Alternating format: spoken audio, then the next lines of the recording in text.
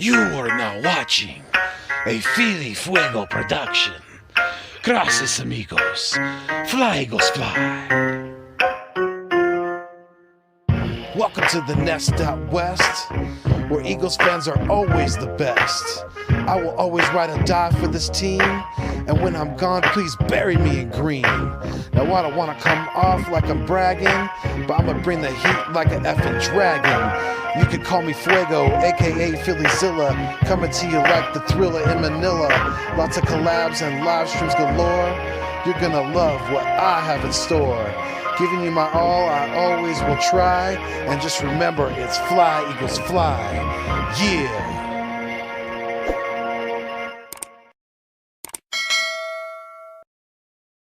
What is good? What is going on? And what is cracking? I am Philly Foothills, and I am back in the Nest Out West, where I'm trying to bring you the best when it comes to Philadelphia Eagles content on YouTube. And today, not only are we live in the Nest with one channel, I should say, but we are on both YouTube and Facebook. So today, I am joined also by not one, but two content creators.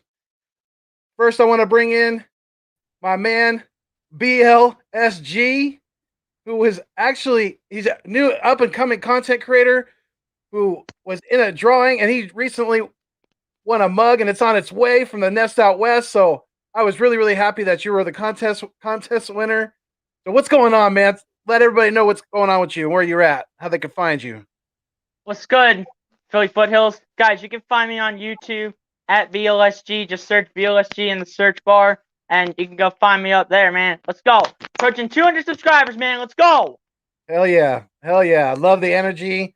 And yeah, like I say, always keep it Fuego, pay it forward. And yes, let's get this guy to 200 subscribers. So make sure, if you haven't already, like and subscribe to his channel. BLSG is capital all the way until the G, little baby G at the end, but I like it. Just basically what you guys see on your screen, that's my YouTube channel name. Yes, sir. That's right. And the link to his channel is in the description for this live stream. So all you got to do is click on that, and it should take you right to his channel. Looks like we're also supposed to have Big Play Slay here. His phone's lagging a little bit, so he's going to be switching. Looks like he's having a little bit of technical difficulties, but that's okay. We'll definitely hold it down until he comes in. But how you doing, man? How's it going? It's really nice to meet you. I'm doing good, bro. First ever collab with any Philly content creator, and you're the first one, my guy. Yes, sir. Let's go. Let's get it. I love it. I love it. Let's get it. Like I said, I love the energy, and yeah, I mean, let's jump right into it a little bit here. So, I mean, there's a little bit of, obviously there's a lot of question marks with our Eagles right now. You know, new coaching staff, things like that. But I think first and foremost right now in a lot of people's minds is, you know, Zach Ertz is he going to end up being released? And if so, do you think he's going to stay in the NFC? What do you think? Honestly, I think he may get released or he either gets cut, because I don't know how many teams are really in need of a tight end. Like the Jags may be in need, the Jets may be in need, and some of these other teams, the Patriots may be in need. They don't really have some of the best tight ends, and they could use a veteran down there. They have some of these young guns. So those are some of the teams that could be used for and in need of a tight end. So I think Zach Ertz is going to end up getting released, but I think he goes to the AFC instead of the NFC. And if he either goes to the Patriots or the Jaguars, I'll be happy about that because we don't have to play them. But if he goes to the Jets, it could get a little scary with Zach Wilson, but I'm still not too afraid because the Jets suck. Yeah, they definitely gotta prove it. He's a young quarterback, and I'm not completely sold on Zach Wilson. So in my book, I know he was good at BYU. His last. Yeah, he was good at BYU. I've been watching his highlights lately. He looked pretty good over there. He did, but it's a whole nother ball game when you come into the NFL when you're playing with professionals as opposed to mostly collegiate players. So I think he's still a raw talent. Definitely, he's got a lot to prove, but Yeah, it's going to take him a little bit to get used to it. And the Jets were actually trying to help him by taking a offensive lineman with their second pick that they had overall, which I think was like not pick 15, but somewhere in like the teens, with Elijah Vera Tucker that they got. They got a nice piece in the draft to help protect Zach Wilson. Instead of taking a wide receiver like the Cincinnati Bengals, Right. Instead of taking Penei Sewell, they took Jamar Chase. And now if the line doesn't protect Joe Burrow could get wrecked again. Yeah, that's true. Very, very true. And I was kind of surprised that, Cincinnati didn't go, more. I thought they're gonna take Penny, but they didn't. So I was honestly surprised. Here's what I was surprised about. I was not expecting the Bengals to take Jamar Chase, the Dolphins to take Jalen Waddle, the Lions to take Penei Sewell. Yeah. Basically, picks 5 through 9. I did not expect those picks to happen, but they just kind of happened like that. Yeah, I don't know with Zach Ertz. I just have a feeling if he does get released, he's going to stay in the NFC. And I don't know. I have this. I was telling some guys earlier that I was on Birdman's channel doing some stuff with the West Coast Birds guys earlier today, but I have this feeling he might end up on the Packers, and man, that could make them an even scarier offense. Yeah, that'll make them a scarier offense. They're already scary with Aaron Rodgers, Devontae Adams, Marcus Valdes-Scantling, the running back they have. Yeah, and Aaron Jones, and that O-line. It's already scary on their offense. And if Zach Ertz goes there, it's even scarier if it's going to happen like that. I agree with you. I'm hoping he doesn't go to the Packers, honestly. I just hope he goes somewhere in the AFC, whether if it's like a team like the Patriots or the Bengals that don't have the best tight ends and are like in need of one. Yeah. So if we decide to send Zach Ertz over there, because those are the teams in need of a tight end, and we could get something pretty decent in return. So you think it's still possible that we could find a trade partner for him? Yeah, I think it's still possible. The thing is, I don't know why Howie is not getting it done. He should have got this done a long time ago. And I am becoming very impatient on what Howie Roseman is doing, not getting Zach Ertz out of Philadelphia. Because this is Goddard's season. This is Dallas Goedert's season. This is not Zach Ertz anymore. This is Dallas Goedert's time. He's going to be the starting tight end, and he's going to play like a grown man like he has never done before. Very well said. So I want to bring in my other guest to the Nest Out West today. Well, please welcome in Big Play Slay. He's another up-and-coming Eagles content creator. He is just about right around 150 subscribers. I think he's right at like 148 last time I looked. So if he hasn't got any more, let's get him to 150. But you guys, please show the love and welcome in, like I said, Big Play Slay. How you doing, buddy?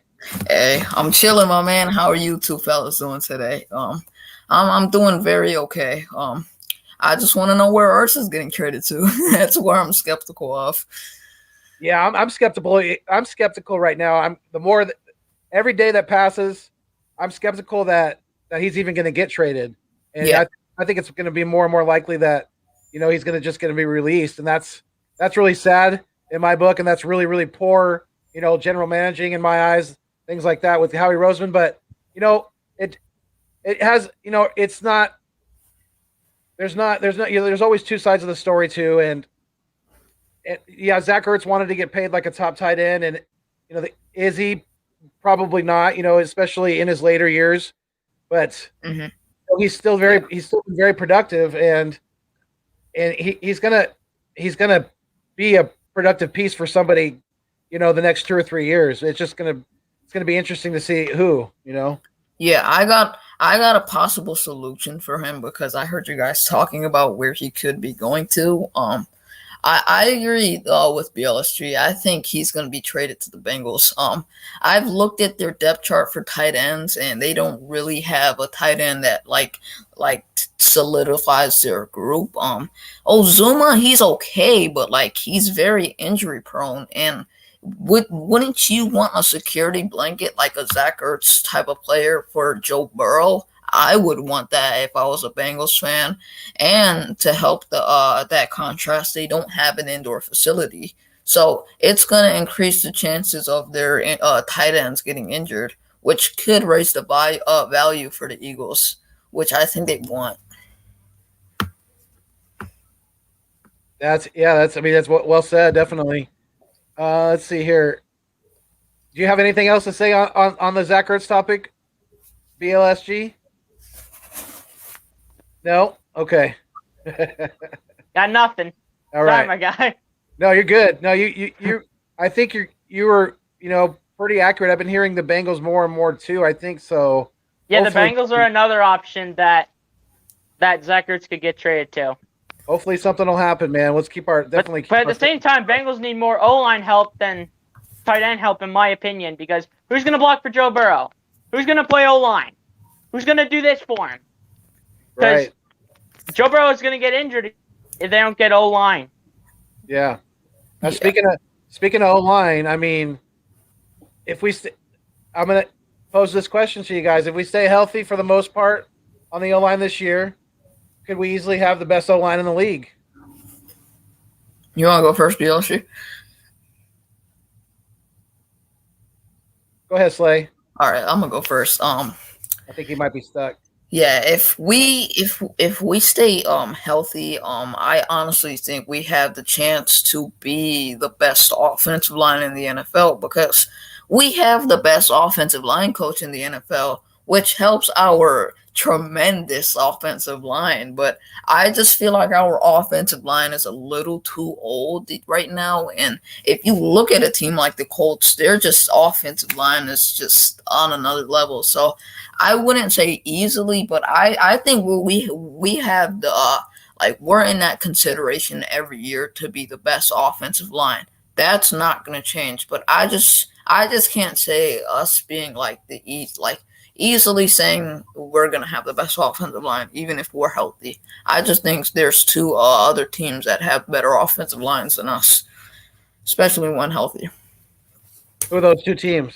The Colts probably, I would say. Okay. Maybe another team, but I just can't bring it off the top of my head. Yeah. No, you're good. So, what do you think? What do you think, SG? Honestly, our O-line's pretty good. Our problem is that we got to stay healthy, because our O-line was very unhealthy last year. Basically, like Big Play Slay said, we're pretty injury prone. Our O-line's pretty old. I mean, besides, we haven't even decided who's going to start at left tackle between Jordan Mailata and Andre Dillard yet. But I think it's going to be Jordan Mailata. It's just that our O-line is too old, and we don't have many younger pieces. The only young piece that we pretty much have is pretty useful is Landon Dickerson. I mean, Nate Herbig's okay. Matt Pryor, just get him out of here. He's literally nothing anymore. And we just need more O-line pieces, because, in my opinion, we don't have too many young O-linemen that can stay healthy, and we have a pretty injury prone O-line. So we got to get younger pieces. Yeah. Well, I mean, we do have some that we don't really, we don't know fully what we have. In someone like Andre Dillard, he's definitely he's still a big question mark in my opinion. He could turn out to be a starting offensive lineman in this league, or he could be, a complete bust. We don't really know at this point, but I think we have a little bit of depth now with Landon Dickerson, with Nate Herbig and Jack Driscoll. I think we got a little bit of depth, but you're right. We still need to invest in the future, because we're not getting any younger, especially on the right side and in the middle. We all know this is going to be Jason Kelsey's. This is going to be his farewell tour, basically. But the offensive line is very, very important, and Nick Sirianni has made that very, very clear. Games are won and lost in the trenches, and I've been I used to play high school football myself, and I was, an offensive lineman, and I played a little defensive line too, but I was more of a tight end. But I know games are won and lost in there. It's very, very true. Even at any level, to me, that's that's a very true statement. But I just, how do you guys feel about the new coaching staff, the new head coach, about the energy around this team right now and everything like that? I mean, what do you think, Big Play? Yeah, I think I love first of all, I want to say I love the energy from the coaches, especially Sirianni and Gannon. Like those two together are like some of the very best when it comes to energy in the locker room. When you go to a game day and you see these two, they just have this normal energy. It's fun to see. Like I love seeing these two like do their work, and I can't wait to see them on the field. But as far as from the coaches, I really can't wait to see these coaches coach on game day, because they have some of the very like best like trainers and stuff. They have some of the very best things and stuff for the Eagles, and I feel like they'll utilize players to the max instead of what's called digressing them like the old coaching staff did. I think this coaching staff will develop them instead of ruin them like Avonte Maddox. They'll use him in the nickel instead of putting him on the outside and getting him destroyed by DK Metcalf, which was horrible, by the way. But Jim Schwartz. I don't even want to remember that. I don't even want to remember that anymore. Yeah. He got cooked by DK Metcalf. I don't even want to talk about it anymore. It's a bummer because he could have been on our team, but we had to play him. Exactly. We need CB2, and Howie Roseman's also not making the move for that one either. Mm-hmm. He's not making a move for CB2. We can get a guy like Steve Nelson, who's currently a free agent right now, and Howie's just not doing it. Steve Nelson is just asking for $13 million, and even though we don't have it at the moment, I think we have like $3 million in cap space. And even though we don't have that, if you like trade Zach Ertz or cut him, one of the three that you do, if you cut him, I think you could get his back and possibly get Steve Nelson in free agency. He's just worth $13 million. I don't care if it's a 1-year deal. As long as we get him and get a better CB2 than Avonte Maddox or Nick Coleman, I'll be happy. That's all I care about right now. Gotcha. I mean, I don't know if you guys heard the rumors, but it looks like we're only willing to pay someone like Steven Nelson $3 million a year, and that's not going to cut it, especially for a more upper echelon CB2 like he is. And we definitely got to shell out a little bit more than that. And I just really, I'm scared, especially going into it. It's going to, hopefully we'll get our answers definitely sooner than later, especially when it comes to cornerback. But going into next year's draft, it's definitely obviously still going to be a need, because after 2022, big place, Darius Slay is going to be, a free agent. So we have to start thinking about the future at the cornerback position. Definitely, it's just very, very concerning to me that we're going towards that pattern of the linebacker position of not valuing, that position very highly. And I just hope that's not the case, because if it is, that's bad news for us. Mm-hmm. Yeah, absolutely. I want to see if the Eagles can get a guy like Derek Stingley next year. That's who I want. Opposite of me next year. That would be amazing to see him come to the Eagles. But I don't know if we're gonna pick in the top 3 next year. We're just gonna be a little better than the top 3. That's not gonna be our caliber. Yeah, I mean, it's really gonna. I mean, we're really rooting for the Dolphins to have a really bad season, right? So we get a really good pick for their pick this next year. Oh, do you mean the Colts? I think. Well, we got the Dolphins' first round pick, right? Next year. Next year. I thought we got the Colts first next year, or I don't know. The Colts is a continue. It could be a first. It could not. It depends on the percentage of snaps that Carson Wentz plays this year. Gotcha. Or if the Colts make the playoffs, I think if one of those two happens, that draft pick turns into a first. Yes, that's correct. It's a contingency pick. Yeah, it's contingent on how the Colts do this year. How the it's if I think it's if he plays 70% and they I make think the it, playoffs, or 75%. 75. Yeah, Yeah. exactly. So I mean, it's how he, even though he had a really good draft, I felt this past year. It's still very nerve wracking to me when I think about him having possibly 3 first round picks next year. I mean, gosh, I get nervous. So that's gonna like times the anxiety by 3 because I mean, if he just with one, I'm worried that he's gonna screw it up. So Would you be? Yeah, I got a question for you too. So let's say Hurts doesn't pan out this year. Would you be willing to like? Because I've heard the Eagles are monitoring the Deshaun Watson situation. So would you trade a couple firsts next year just to get him on this team if Hurts doesn't pan out? go ahead, SG. I'll let you go first. Well, I honestly think Jalen Hurts is going to ball out. I mean, he only played like 4.5 games last season. He's going to get his first full start as long as he stays healthy, which I honestly think he will. He's a younger guy. He's like not too heavy like Carson Wentz is. I honestly think Jalen Hurts can be healthy anyhow because his athleticism and the way he gets around like other defenders, even though he got sacked a few times and he got hammered a few times against certain defenses like Washington's and the Saints and the Cowboys maybe. Even though he got drilled by them, he's still a warrior and will find a way to fight through any sack or any attack that he receives from any defense. So I have Jalen Hurts being healthy most of, if not the whole season. Yeah. Okay. So Because Carson Wentz was very injury prone. Like in 2016, he just didn't get us to the playoffs. In 2017, he got injured against the Rams. In 2018, he got injured. In 2019, he got injured in the wild card. And in 2020, he got benched for Jalen.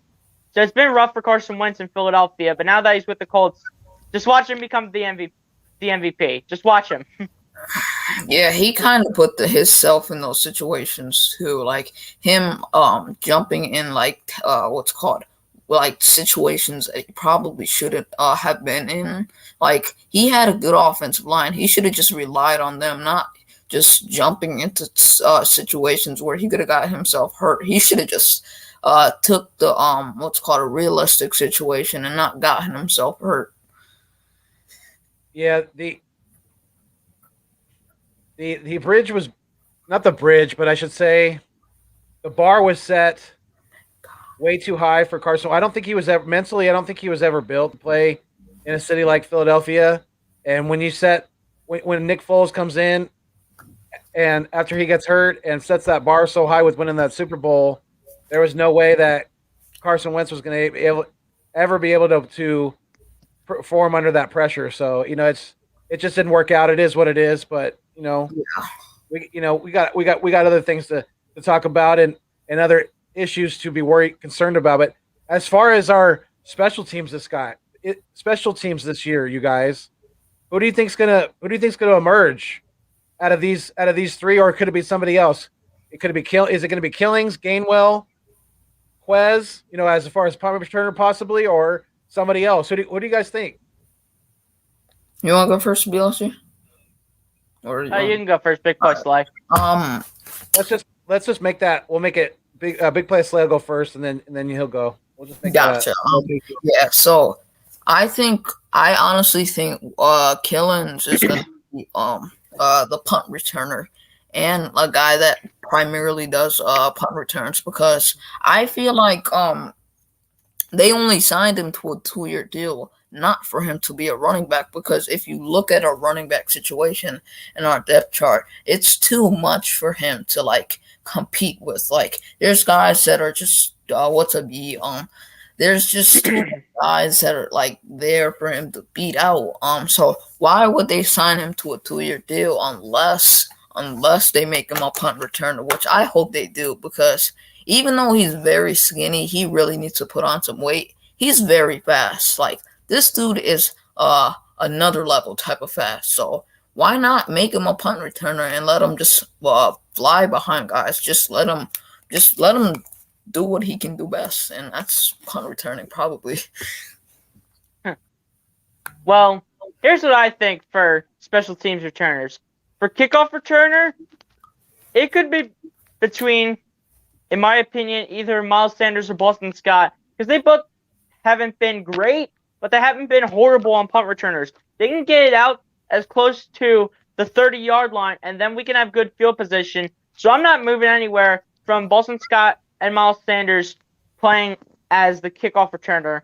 For punt returner, I don't see Adrian Killins, Kenneth Gainwell, or Quez Watkins getting it. I see Jalen Reagor still, because we all remember the one time Jalen Reagor returned the one punt for the touchdown against the Green Bay Packers.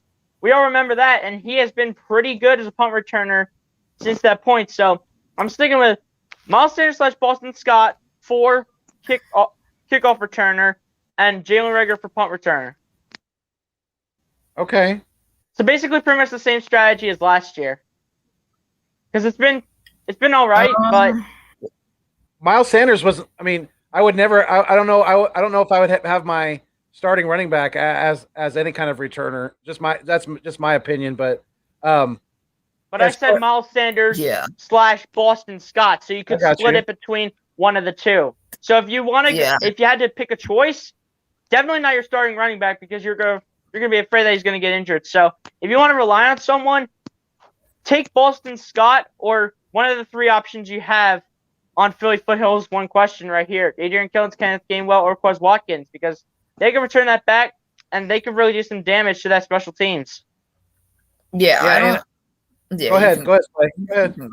I was gonna say, I mean, Sanders I wouldn't do because there's a lot of injury risk with that. But Scott, I don't really know, because I know he has like that. He's a okay type of punt returner / kick returner. What's up, Joe Castro? How you doing, man? We got to go in here, but I was gonna say I feel like Scott is more of like a running back instead of just making him a punt returner. I don't know if he would do good as that, because we saw a couple plays here and there where he kick returned and punt returned, and he really didn't do good. I feel like he fits more of like a RB3 or RB2 instead of a punt returner or a kick returner. Well, I think because Reagor, he's not going to be the number one guy anymore. We have some depth at wide receiver. We have Travis Fulgham. We have Quez Watkins. I'm thinking he's going to step up this year. So I'm with BL. I think that we should give Reagor some snaps at punt returner. Definitely. I think he's dangerous back there. Get him in the open space and let him see what he can do with that ball on special teams. But when it comes to kickoff, I would probably it'd probably be between Adrian Killins and someone like Boston Scott. Hopefully, if he's still on the team, I don't want to see Boston Scott get cut or released and end up on the Washington No Names or someone like the football Giants or somebody like that, because that would be bad news for us. He's not huge, but he's built a lot like Darren Sproles. He's a pinball, so he's really hard to tackle. He's got a low center of gravity. Yeah. And when you got a strong guy like that, who that's why he's good in short yardage in the goal line and things like that. Mm-hmm. So yeah, Boston Scott's that's got to be a guy I'm going to have my eye on, because I'm worried. He might be on that bubble on the outside, possibly looking in. I'm hoping not, because I really like Boston Scott. I think he could contribute to this team, especially with the type of offense I think we're going to be running. We're going to have a lot of, running backs catching the ball out of the backfield, so he could just be part of that rotation, Mm-hmm. Yeah, but I honestly, what's up, Eagles Champ 1? But to the show, Eagles Champ 1. How you doing, buddy? Hey. First of all, the guy who said Carson Wentz injury prone, bro, he's not injury prone. Sam Bradford is injury prone. Okay, Carson has played 2 full seasons. The first one was he ran, which he should have never ran. But for saying he's injury prone, bro, come on, man. Like I don't like Carson Wentz the fact that he quit. He quit on his team. He didn't want to be here. But to sit there and say he's injury prone, he's not injury prone. But the side thing, I'm excited for Jalen Hurts. I think this guy is going to be good. But if you're going to say he's injury prone, then Aaron Rodgers is injury prone. Matt Stafford is injury prone. Sam Bradford is injury prone. Nick Foles, our MVP, is injury prone because he's never played a full season. And to me, he's the most overrated quarterback. I mean, people keep on saying Nick Foles, well, he would have came back to Philly. Nick Foles stinks, okay? He stinks. He's horrible. People want to debate me. People want to debate me, talk about Nick Foles is good. The dude sucks. All right. Yeah. I'm so happy he's out of Philly. Like when they were rumors that they were going to bring him back, I was punching the wall because I don't want him back. The dude can't stay healthy. I mean, you know what I'm saying? But Carson Wentz, the point of, he's not injury prone is just he doesn't know how to slide. That's his biggest issue. He didn't know how to. Some quarterbacks know how to slide. He didn't know that. He always thought he was strong than the other defense. You're not going to win against a 450-pound linebacker. You're going to get crushed. So, but that's all I wanted to say. But I'm just excited for the season, man. I think the Eagles need to get a corner. Howie Roseman, get on the phone, get a cornerback because because I don't trust our corners. I don't care if we drafted a fourth round pick, bro. He's not starting. The cornerback situation with the secondary is terrible, man. If I'm watching Michael Jacquet and I'm hearing rumors that Michael Jacquet's making Jalen Reagor look like Tyreek Hill out there, there's a problem. Because if that's the case, then guess what? There's no way we're winning the division with that secondary, bro. And don't tell me that Darius Slay is going to be that guy. Darius Slay only can play one position. We need to learn from our lessons. Go out and trade for a corner. You got so many picks. If you could trade that garbage bin, overrated slot receiver in Jordan Matthews, I'm so glad he went to Buffalo. I was happy as Eagles fan when he went. For Ronald Darby, then you can trade someone and get a cornerback. So if Howie Roseman was and Derek Stingley, let me tell you about Derek Stingley, bro. This dude's such an overrated cornerback. I'm explain why. I watched this dude tape. He gets beat on every receiver he has played against. He has literally got destroyed by Kadarius Toney. Okay, this dude has gotten beaten on by Kyle Pitts. Kyle Pitts destroyed him. Okay, a tight end destroyed him. Who? He's overrated. I don't want Stingley here, bro. Stingley's terrible, bro. He reminds me of so much of Sidney Jones. It's unbelievable. The simulators are there, bro. If we're gonna go after a player, I want that safety from Alabama, Demetrius Harris. I want him. I want his safety because let's be real. Yeah. I don't know what Kayvon Wallace is. I don't believe in Michael. What's his name? Epps. He's trash. And we don't know. I want Mike Epps is so garbage, bro. I was hoping that dude was cut with long Nathan Gary, bro. How's he still on his team? How's he still on his team, bro? He freaking sucks. Like I watched the Eagles since I was 3 years old. I mean, 20 years old. Going to be 21 in July. He's probably the worst safety I've ever seen, along with Nathan Gary. The dude is so bad. He might be worse than bro. I don't even know what to compare him to. There's so many. Nami Oswald. I mean, I don't care. Byron Maxwell. There we go. Byron. He might be worse than Byron Maxwell. And I never liked to sign it, bro. No, we can't put him with Byron Maxwell, bro. That dude was horrible. Was he safety or was he a corner? No, he was a corner. Whatever. I know there was a safety that was horrible. I forget, bro. I'm waiting for a cornerback, bro. And don't go give me that Joshua Scott from the Jaguars who we traded a practice squad pick to get a practice squad corner is going to be the guy. Like Eagle fans got to stop sitting there saying the defense corner, what's his name? Gannon is going to help. Gannon only can do so much. You have to go get a player. If I'm the Eagles, and I know it probably won't happen, but I'm calling Miami and I'm asking, we will trade Zach Ertz, a first-round pick, for Xavier Howard. A first? I'm doing it. A first? Xavier Howard's only 25 years old. He's only 26 years old, I think. Well, would you trade a first for him? A first for him? Why not? The dude's the best cornerback right now.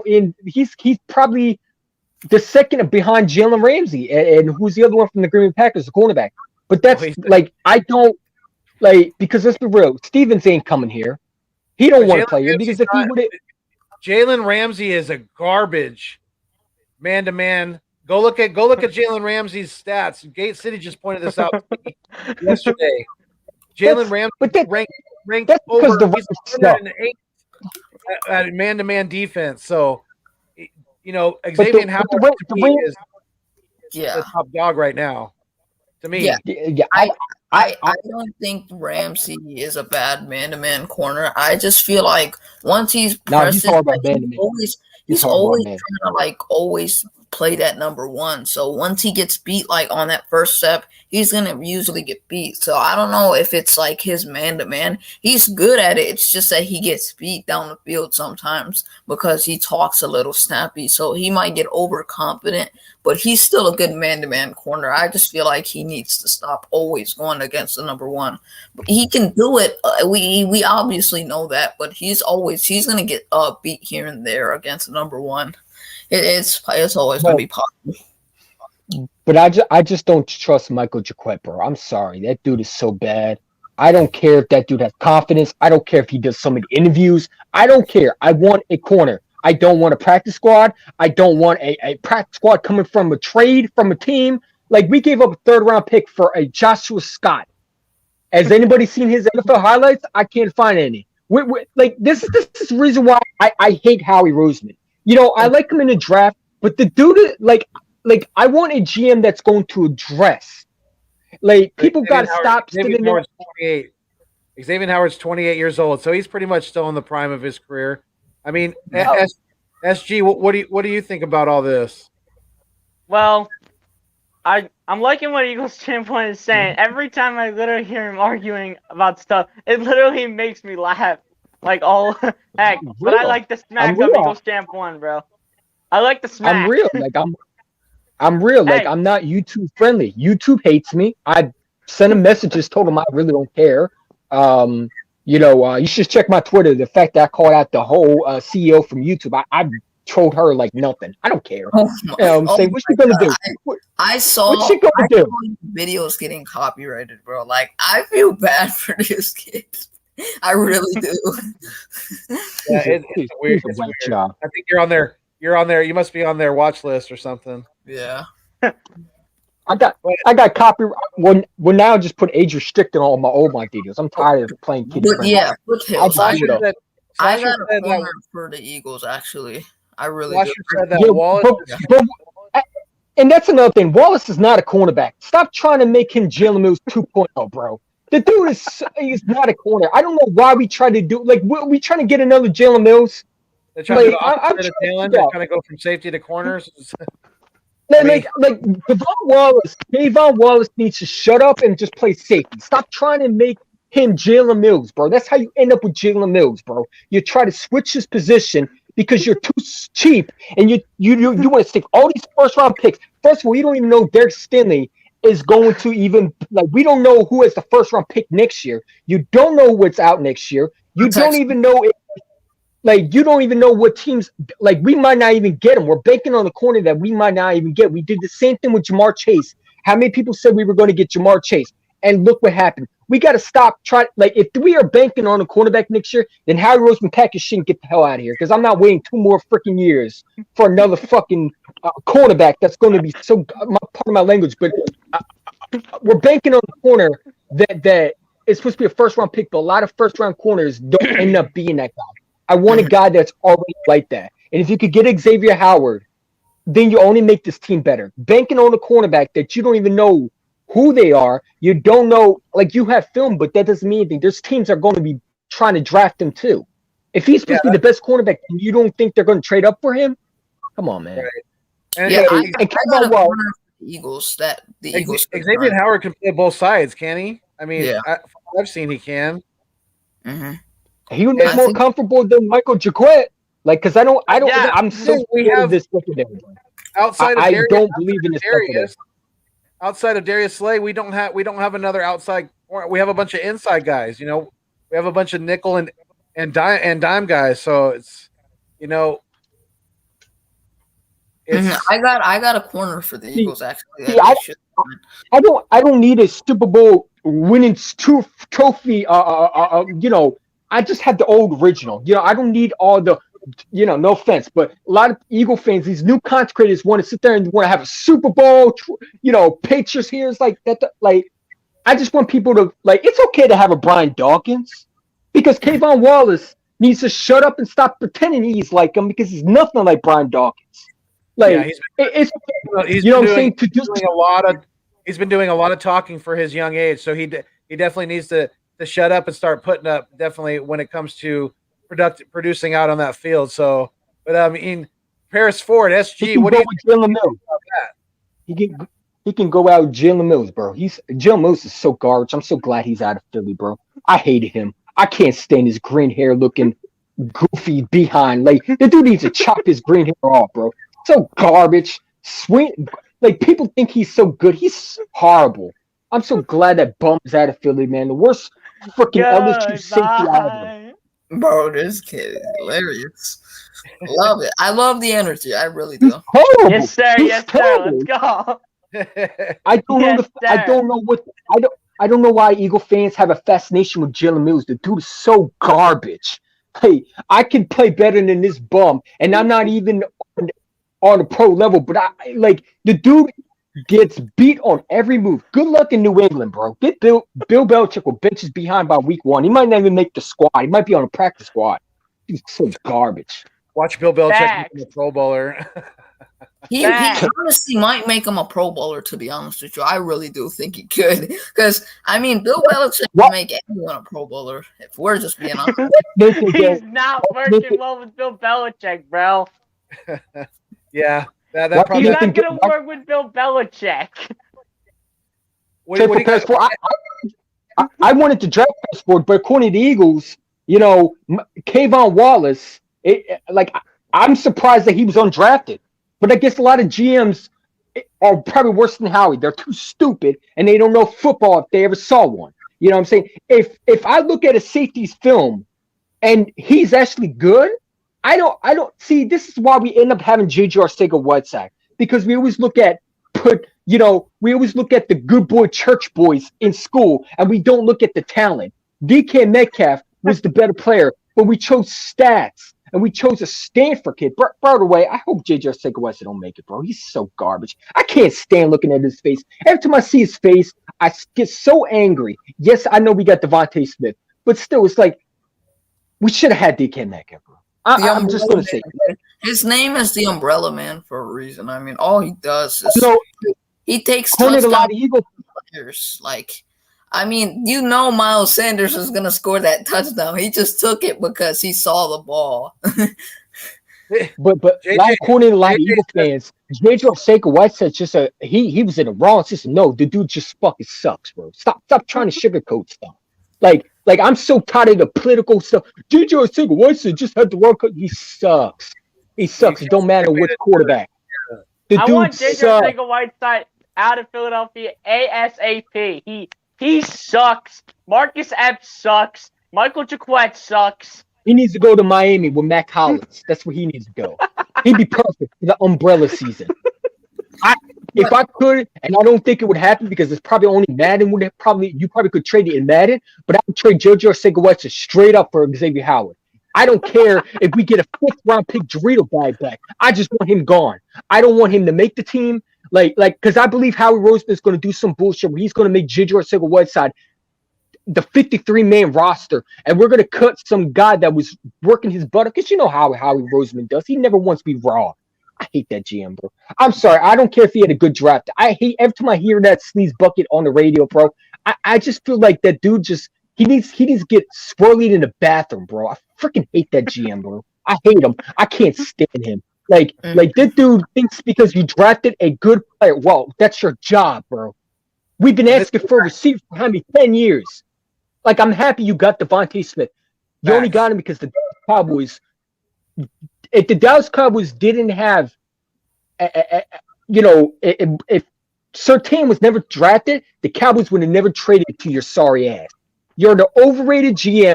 You got lucky. You the dude is such an overrated GM. Like, I can't stand his weasel. Because I know he's going to do some bull crap where he's going to make J.J. Arcega-Whiteside receiver, and we're going to watch this umbrella man have brick hands, bro. Like he is Ben Simmons from the NFL, bro. You know what I'm saying? People want to call him Carson. Oh, That's a Oh, great They want to example. call Ben. He needs to get out of Philadelphia just as much as Ben Simmons does. Yeah, That's but a great example. I could see It's so- JJ Whiteside redeeming his career because if you utilize him right, instead of just like making him a bad player, but I know this is a dumb take, but I just feel like the Eagles haven't used him right for the last couple of years. And when they did use him, he played okay. I mean, he catches the ball here and there. Like that Steelers game, you threw it to him that once, he caught the ball. I feel like if you do that, if you put him up, like if you throw the ball up to him, he'll go up and catch it. Don't make him a type of receiver where you just want to make him the wide receiver one. I know that's a dumb take, but I feel like he could be a okay receiver in this league, to be honest with you. Are you okay? Because we've been using J.J. Arcega-Whiteside the right way. The dude can't run routes. How are you supposed to use a receiver when this dude runs the wrong route? Like a simple go route, the dude runs a wrong route. The dude is a second round pick. Miles Sanders, Hey, literally in the that- same class as him. that has a Come lot. on, That has bro. to do with if your receiver is running the wrong route. That has somewhat got to do with coaching and not being not making sure that your guys are all dialed in on the same page and know that playbook like the back of their damn hand. So that's part of being a good coach.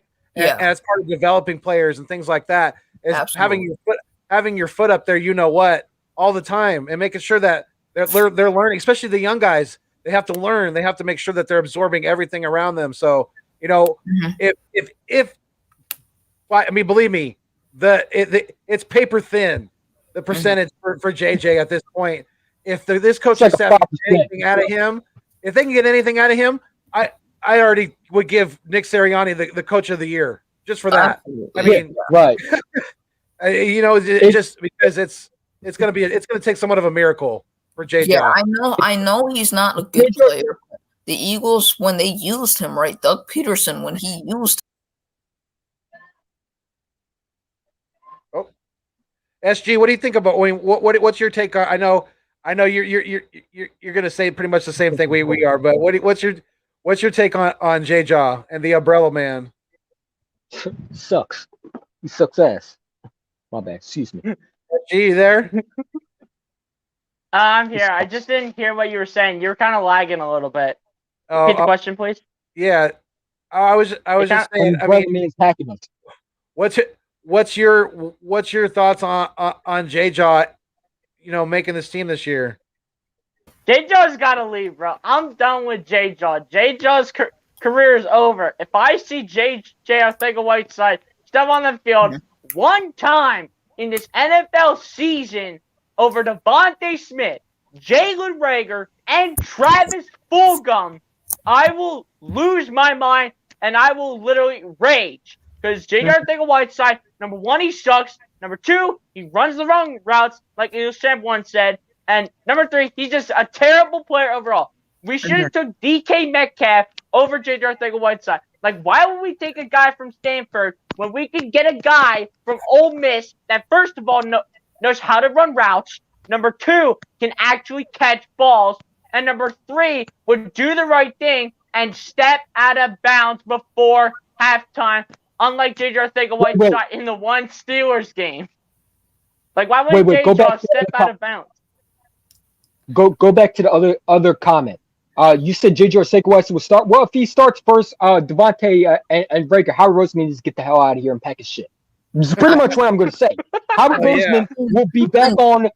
I will literally find the clown Howard Roseman profile. And don't tell me I don't have it because I still have it on Instagram. All I got to do is take the picture of that photo and put it on my YouTube channel. You will see me once again be Mr. Negative Eagles fan. Howard Roseman, anti-Howard Roseman. All these Howard Roseman supporters will come at me. They're like, he won a Super Bowl. I don't care. GMs get fired. And he didn't win a Super Bowl. Joe Douglas was the reason why Howie Roseman even sniffed the Super Bowl. Because he's the most pathetic GM I've ever seen. This dude, because he had one draft, people want to praise him. Oh, Howie Roseman, he redeemed himself. No, he didn't. Stop being delusional, Eagle fans. Like maybe how do you redeem yourself? How do you redeem yourself in one draft for like almost a damn decade? a whole decade of drafting shit. I mean, really. I mean, when you really look back at it, I mean, just look back at the 2017 draft, for example. The only player left on this team is a grossly overpaid defensive end who hasn't done shit because for one, he hasn't been very productive on the field when he's been on the field, and for two, he's been Barnett. Too. Yeah, Derek Barnett. You know who I wanted? You know who I wanted? who? I wanted Marlon Humphrey. I wanted us to trade up for him. I was actually calling us the package to get Myles Garrett, but I guess the Eagles thought, a Reggie White sack leader. I mean, at first I thought, okay, maybe he was good, but I wanted a Marlon Humphrey. I wanted a corner. I didn't want another defensive tackle. And the only reason why Howie Roseman didn't draft the defensive tackle because Devontae Smith slid to them.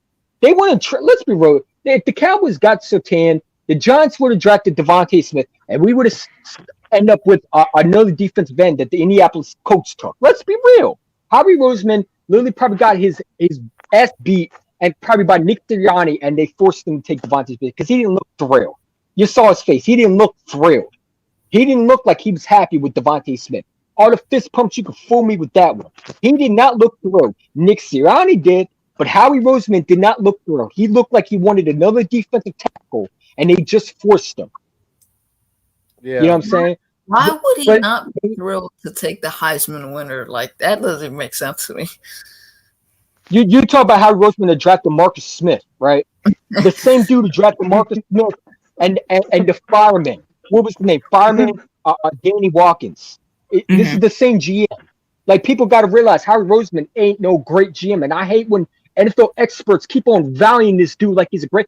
If you're an NFL expert, you validate this dude as number one. You need to be fired. You need to lose your job. You need to get the heck out of it because you can't write a. If you make this dude the number one GM and he won GM of the year, whatever that is, BS. Pardon my language. I'm sorry, YouTube friendly guidelines. I don't care, but still, it's like I hate this GM, bro. I hate him. I can't stand him. Every time I look at his face, I feel like punching him in his face because every time that dude opens his mouth, it's like, well, this is that. Devontae Smith was a great. You want to draft the Devontae Smith? You know what? I know Nick Sirianni pulled your hair and told you to draft him. Come on, man. Who you fooling, bro? Like, it's stupid.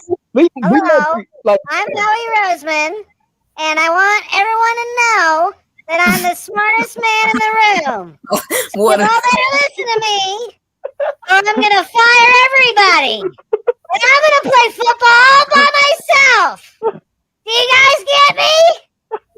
I'm Howie Mother effing Roseman. That's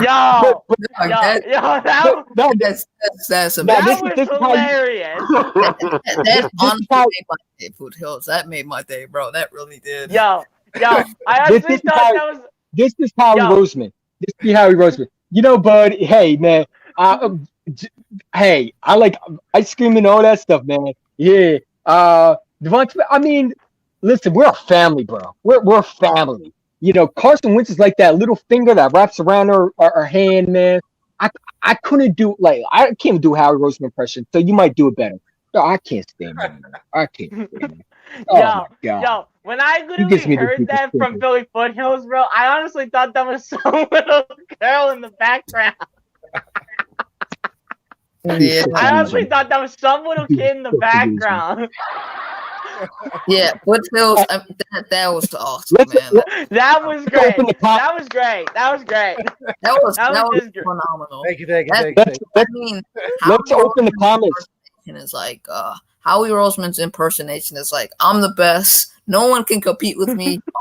You're not even close to me. So just stay in your lane, or I'm gonna take your job away from you, just like he did to Doug Peterson. That's the type of impersonation I would give him. Right. Flasher said it will be Smith, Rieger, and Fulgham starting. That's definitely more. I think would be the starting three myself too. That's actually pretty accurate. To be honest, Smith, Rieger, and Fulgham. Greg Ward better take JJ the White Sox. Yeah. I honestly think that's actually about right on what Slasher is saying. Smith, Rieger, and Fulgham. I mean, Smith and Rieger, they're probably going to be locks to be 2 out of the 3 starting wide receivers. For the third wide receiver, it's going to be in between Travis Fulgham and Greg Ward because they're our 2 best receivers at the moment because we don't have a veteran wide receiver like Julio Jones got traded to the Titans, and we didn't get a veteran wide receiver in free agency. So what Slasher's saying with Smith, Reagor, and Fulgham is pretty accurate, to be honest, on who the starting 3 wide receivers will be for Jalen Hurts to throw to. But I also think Fulgham will be the number 1 starting the season off. I think Smith will be 2 because Fulgham, I think they're going to give him like the benefit of the doubt and give him that number 1 spot over Smith because I feel like they're looking at it this way. He has more experience. And if you look at it last year, they played him in those 4 games. He played good until Doug Peterson stopped utilizing him. So I think they might start him off as the wide receiver 1, and then eventually Smith will get that wide receiver 1 this season. Devontae Smith will start week 1 at number 1, bro. The dude is a number 1 game changer. I mean, the dude, what he's making in practice is like he's making it look easy. I mean, you're hearing, you seeing 1-hand catches. It's so funny. People call him small, weak, but this dude is literally jumping over what we call secondary. I call it trash bags. But except Darius Slay, I feel so bad for Darius Slay. How did he go from the Lions to the Eagles? You know what I'm saying? No offense. People are gonna call me, oh, well, you're not an Eagles fan. How dare you discredit? Stink. The secondary stinks. Like, I don't trust Michael Jacquet. I don't trust who we drafted, the rookie from Penn State / whatever Patrick Mahomes went to. Sharif Miller. No. The corner we just drafted over Kerry Vincent Jr., which was dumb. I would have took the Kerry Vincent Jr. Oh. Yeah. Zach McPherson. Zach McPherson. Yeah. I heard in training camp he's doing terrible. I'm hearing in training camp that dude is getting beat. Like he's getting beat and just destroyed. That's not good. That means that he's facts, 5'9". Lions are worse than the Eagles. That's facts right there. Yeah. Oh yeah. Especially now that they got garbage ass Jared Goff as their quarterback. I mean, he's booty. But the thing is, they got Penei Sewell to block for him instead of them taking a potential wide receiver. But it really doesn't matter because the Lions O-line is garbage and Jared Goff's the bum. Mm-hmm. Yeah, I think what the Eagles are trying to do with getting all these small corners, I feel like they want to build a culture until they can get like a bigger corner to like be a CB2. Like, I think they should sign Garyon Conley from the Texans. He's a CB2 for me. He makes more sense if you get him on a bargain deal, and he's young too. So I think he can make sense. He's only 25 years old. Yeah, exactly. Yeah, that's still very young, definitely. Yeah, it's Ref Taco. What's going on, buddy? Thank you for joining the live stream, being part of the Nest Out West, all that, and joining the guys here. He said the only good part of the Lions is the O-line. Yeah, and that's I mean, like you said, because they drafted Penny, they made it obviously a big improvement there. But I mean, they have a lot of pieces, definitely. And I don't like their cornerback Jeff Okudah. I don't think he's good, to be honest with you. He's such an overrated cornerback. Yeah, he's overrated. Yeah, I agree. I agree too. Flasher said, if we don't sign a corner, I think we draft Derek Stingley or Kareem Elam or Kareem Elam. Please kill me. Please kill me if that happens, bro. I don't want another Sidney Jones. Oh my god, bro. No. Which one of those is Sidney Jones? I mean, dude, he's a corner. Stingley Jr. I want Stingley because I know he got beat on the outside, but I know he beat all the time. The dude is such a burnt toast. I feel like watching Ron Darby. Hey, can we just bring Ron Darby back? If we're going to get Derek Stingley Jr., can we just bring? I'd rather have Craven LeBlanc back, bro. I never liked him either, but come on, bro. I don't want Derek Stingley Jr. That's such an Eagles champ. He was young too, but like he was facing guys that are going into the draft, and he's a younger corner, and he still played. Kadarius Toney is going into the NFL. He's the Giants receiver.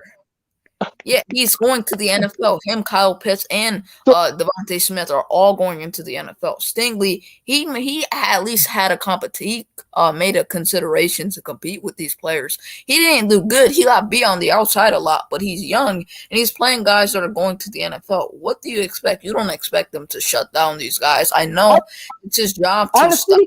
Like I don't Honestly, know. I do. He's going to be a first-round pick. Why would I put my freaking first-round pick on a guy that came to stop a receiver that's in a division, and the dude is not even the best receiver that's coming out next year? Mm-hmm. Like you think, okay, so he can't be college players. What happens if he faces DK Metcalf? How do I know because he's going to be a number 2? But if we draft him, then he's probably going to be number 1 because that means that they're either replacing Darius Slay or he's going to be number 2. How am I going to trust him with a Devontae Adams? How am I going to trust him with DeAndre Hopkins? Or even in the division, Terry McLaurin. Now you got Deebo Samuel, or whatever his name is. How am I going to trust a guy who came and stopped Kadarius Toney, but I'm going to make him my number 1 corner? Come on, man. No, that's his job. He's an LSU cornerback. I expect him to lock down receivers. That's what you get paid to do. I'm not. If I want to draft a cornerback that gets burnt, then like what's the point of drafting? Like I might as well just draft an undrafted receiver and just call him a number 1 cornerback. Like that. No, I'm not putting my. If he can't stop Kadarius Toney, how is he going to stop a scary Terry from the Redskins? How's he going to Washington football, whatever you want to call him? You know, how is he going to stop a CD Lamb? How's he going to stop a Michael Gallup? How's he going to stop a Amari Cooper? These are important. You can't just draft a number 1 corner if the dude has a resume of getting torched. Like, if that's the case, bring me back Jalen Mills and bring me back Ronald Darby because I'd rather deal with that than another garbage bum first-round pick that we put our stock on because that's how we end up with Sidney Jones. He was going to be drafted by the Eagles in the first round. It didn't matter if he had injured or not. He still would have been trash. The dude was never a good corner, but people overhyped him because to me, he was never on the same level as Marlon Humphrey. But if they draft Derek Stingley Jr., you will see me rage next year. Just putting that out right now. Because what you're going to get is a guy who doesn't have any length because I'm tired of these small cornerbacks. We need big-size cornerbacks. That's how you end up with Ronald Darby because you can't rely on speed. We have a DK Metcalf who's going over top of you. How am I going to trust a guy who gets burnt? The dude the dude came and stopped Kadarius Toney. That's embarrassing. That's embarrassing, bro. Because he's not a first-round pick and you still got beat by. The dude should have went in the 3rd round. The Giants just overhyped that dude. Like, we know the Giants wanted Devontae Smith. Come on, they're still crying. And I hear their tears from a mile. Come on. Yeah, we stole their draft pick, bro. We stole from them. We did. We traded up with the Cowboys. Hey, Eagles champ. So I wanted to get your feedback on this question I was asking the guys, and then I'm gonna bring it. I got a couple people waiting in the back, so I'm gonna bring them on. But who do you think's gonna emerge for special teams this year? Out of these 3, or somebody else? Killins, Gainwell, Quez, Watkins, or somebody else? You know, who do you think's gonna be our kickoff return and punt return guys this year?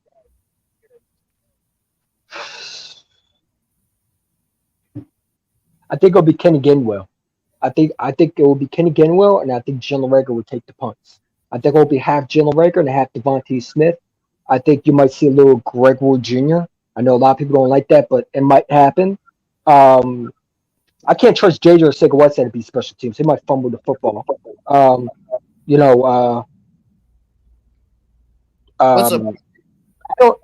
Screw it. Let's just bring them all in.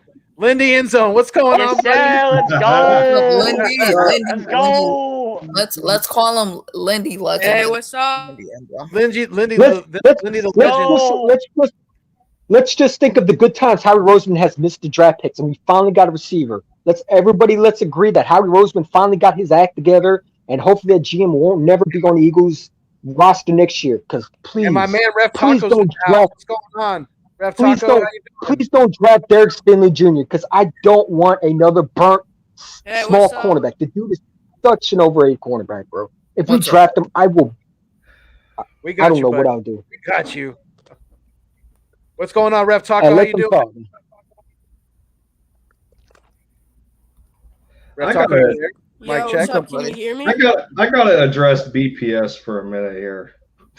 I did not just hear before I came backstage that you thought Travis Fulgham was going to be the number one in this offense. I did not just hear that. No, I said for the first three. I did not just hear No, that. Lindy, Hold on. Let him explain. Yeah, Let him explain. understand what I said. I'm gonna explain. I think for the first 3-4 games, I think Fulgham will get the wide receiver one, and then Devontae Smith. season, Smith is gonna take that number one easily. I just feel like Devontae the Eagles Smith started week 1, bro. Yeah, I just think started Devontae week Smith's one. starting week 1, Yeah, and I- he's going to be our Eagles number are one looking wide for- receiver. Yeah, I think the If you Eagles don't- want Fulgham to start week 1 because he has more experience over Smith, and he's gonna try to prove himself. And he was a wide receiver 1 in 4 of the games that they played last year, and he proved himself until Doug Peterson stopped using him. So if you use him right, he could be a wide receiver 1 for 3-4 games, and then Smith's gonna take it, obviously. Experience does not hold on. Experience does not overthrow chemistry. When you think about the fact that Jalen Hurts and Devontae Smith have already played with each other in college, and all they have to do is transfer the chemistry that they have built upon from You're lagging, Alabama bro. to the next level of the NFL, they're already going to be on a closer Put some pace Jeopardy music on. than Jalen Hurts and Travis Fulgham. So there's no way that you can insert Travis as the number one receiver in that offense for even the first few weeks, because I think in the receiver room that, they're going to play off of Devontae Smith. You brought him in there for a reason. You brought him in there to elevate the play of the rest of the receivers because of what he brings to the table as a Heisman winner, and to allow everybody else to get open opportunities, because if he develops into that receiver that is going to garner most of the attention from a defense perspective, then that's going to allow Hurts to go through the rest of his progressions to see the rest of the field that, who else is open in this situation if they're going to take Devontae Smith out. So I can't imagine that Fulgham is going to be the number one, because he's not going to attract the same amount of attention as a guy like Devontae Smith is going to. I agree, but I'm looking at it from the standpoint that when he played 4 games last year, he was productive. And when team started seeing that he was a good player and he was a productive player on that field, when Doug Peterson utilized him right, he was a productive player until he stopped utilizing him. And then most of those productive games were when Wentz was under center, not Jalen Hurts. Exactly. I agree with Lindy right there. And just because Travis Fulgham has more experience than Devontae Smith doesn't mean that Travis Fulgham is going to be a wide receiver 1 over Devontae Smith. Devontae Smith has one main thing that makes him a great wide receiver and made him that way in college. He has hands. He barely drops balls. And he has a familiar face throwing him the football. Does he have Carson Wentz? No. Does he have Nate Sudfeld? No. He has Jalen Hurts throwing him the ball. Jalen Hurts connected with Devontae Smith at Alabama. And how many years has Jalen Hurts hooked up with Devontae Smith? At least 5 at this point. And how many years has Jalen Hurts hooked up with Travis Fulgham? Less than that. Well, Fulgham, you have to understand. Yeah, Fulgham has. Yeah, you can go, Lindy. You have to understand something else. The responsibility of a number one receiver in that offense spans more than just, talent alone. They have the responsibility of knowing the entire route tree. Like I said, the receivers flow off of the number one. He carries the receivers on the line of scrimmage. Like, if you're the number one, then that means in most cases, based on what the play call is, you're going to be the primary target. So do you have that kind of trust in Travis Fulgham from that perspective to be the primary target in most situations? I don't think so. Not when it comes to terms with what Devontae Smith has as far as a connection to Jalen Hurts already. And then, the other thing is, there's a reason why the Detroit Lions and Green Bay Packers didn't want Travis Fulgham. So with him being in the league longer, and you understand that he has NFL experience already, he wasn't a first-round pick. So from a talent perspective, even though Devontae Smith does not have NFL experience yet, Devontae already has him beat. It's just applying what he performed at from a college level to the NFL level. Yeah, but that's not what I'm saying. I'm saying I agree with everything you said. I just feel like Fulgham, even with the experience and all the even with the experience, it's substantial when you're playing those first 2-3 games because Sirianni wants to utilize him to his max strength. He wants to utilize him as a possession receiver with like that speed-ish. He's a fast receiver. You can see that on the film. He's a fast receiver. I'm not saying that he will be the wide receiver one throughout the season. I just feel like he'll play wide receiver one those first 1 or 2 games, and then Smith easily takes that wide receiver one from him. It's not even a question. I just think Sirianni will utilize him as receiver one start at beginning of the season, and then Smith clearly will. It's not like outside of experience, Fulgham has any other advantages because this is an entirely new offense for every single player. Everybody is on the same page at that aspect. So Fulgham's not necessarily going into this like knowing anything more in the playbook or route concepts or anything because everybody's starting from scratch. So I don't know with the limited, like inconsistent production that Travis has had, not being able to cope with the unfortunate circumstance of Alshon Jeffrey being inserted back into the lineup. And, Travis, as a receiver is limited. Like, we got to call a spade a spade. Travis is limited to like that possession type receiver, like one Trey Rock has said in the comments. He's a possession receiver like Alshon Jeffrey. So he's going to have his role. Jalen Reagor is going to have his. Greg Ward has his. But, the difference when you talk about Devontae Smith, he can do a little bit of everything. It's just how he's specifically used when it comes to terms of who the matchup is on defense and how they're willing to attack the defense if Smith's your primary target. Mm-hmm. I understand that Fulgham is more of a possession receiver, but I don't like to say that he's a possession receiver because he has speed to him. If you look on the film, if you put Alshon Jeffrey's tape in Fulgham's tape, Alshon Jeffrey was a slow receiver that just primarily took the ball from you upstairs. With Fulgham, he's a receiver that's very fast, but he can also go up and get the ball. You saw it in those 4 games. The Steelers game, he showed it to you. He proved it to you. He had 10 catches for 152 yards where he was snatching the ball and proving to himself that he was an okay speedy player, unlike Alshon Jeffrey where it's just jump ball and that's it. But Fulgham's not just a possession receiver. Well, I wouldn't call Travis necessarily speedy because I think him and J-Jaw, run as fast as each other, and J-Jaw isn't the fastest guy on the field either. But I mean, even when you talk from a college standpoint, what Devontae Smith has accomplished in college, playing in arguably the toughest conference in the SEC. I mean, there's already another translation there as far as his skill set goes and what he provides to an offense where he's not necessarily limited in what he can do. But it's not. I'm not downplaying Travis in any way whatsoever. My question is that what he gave us, in that stretch of 4 games, it was 4 games, is that we need to ask ourselves, is that sustainable for the course of 17 games?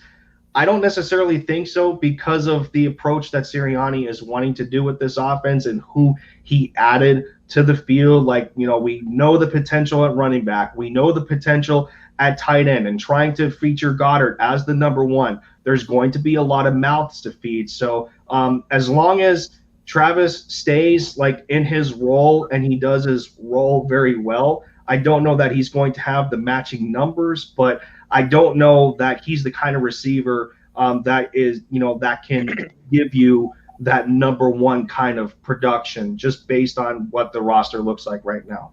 So if he's not the one, where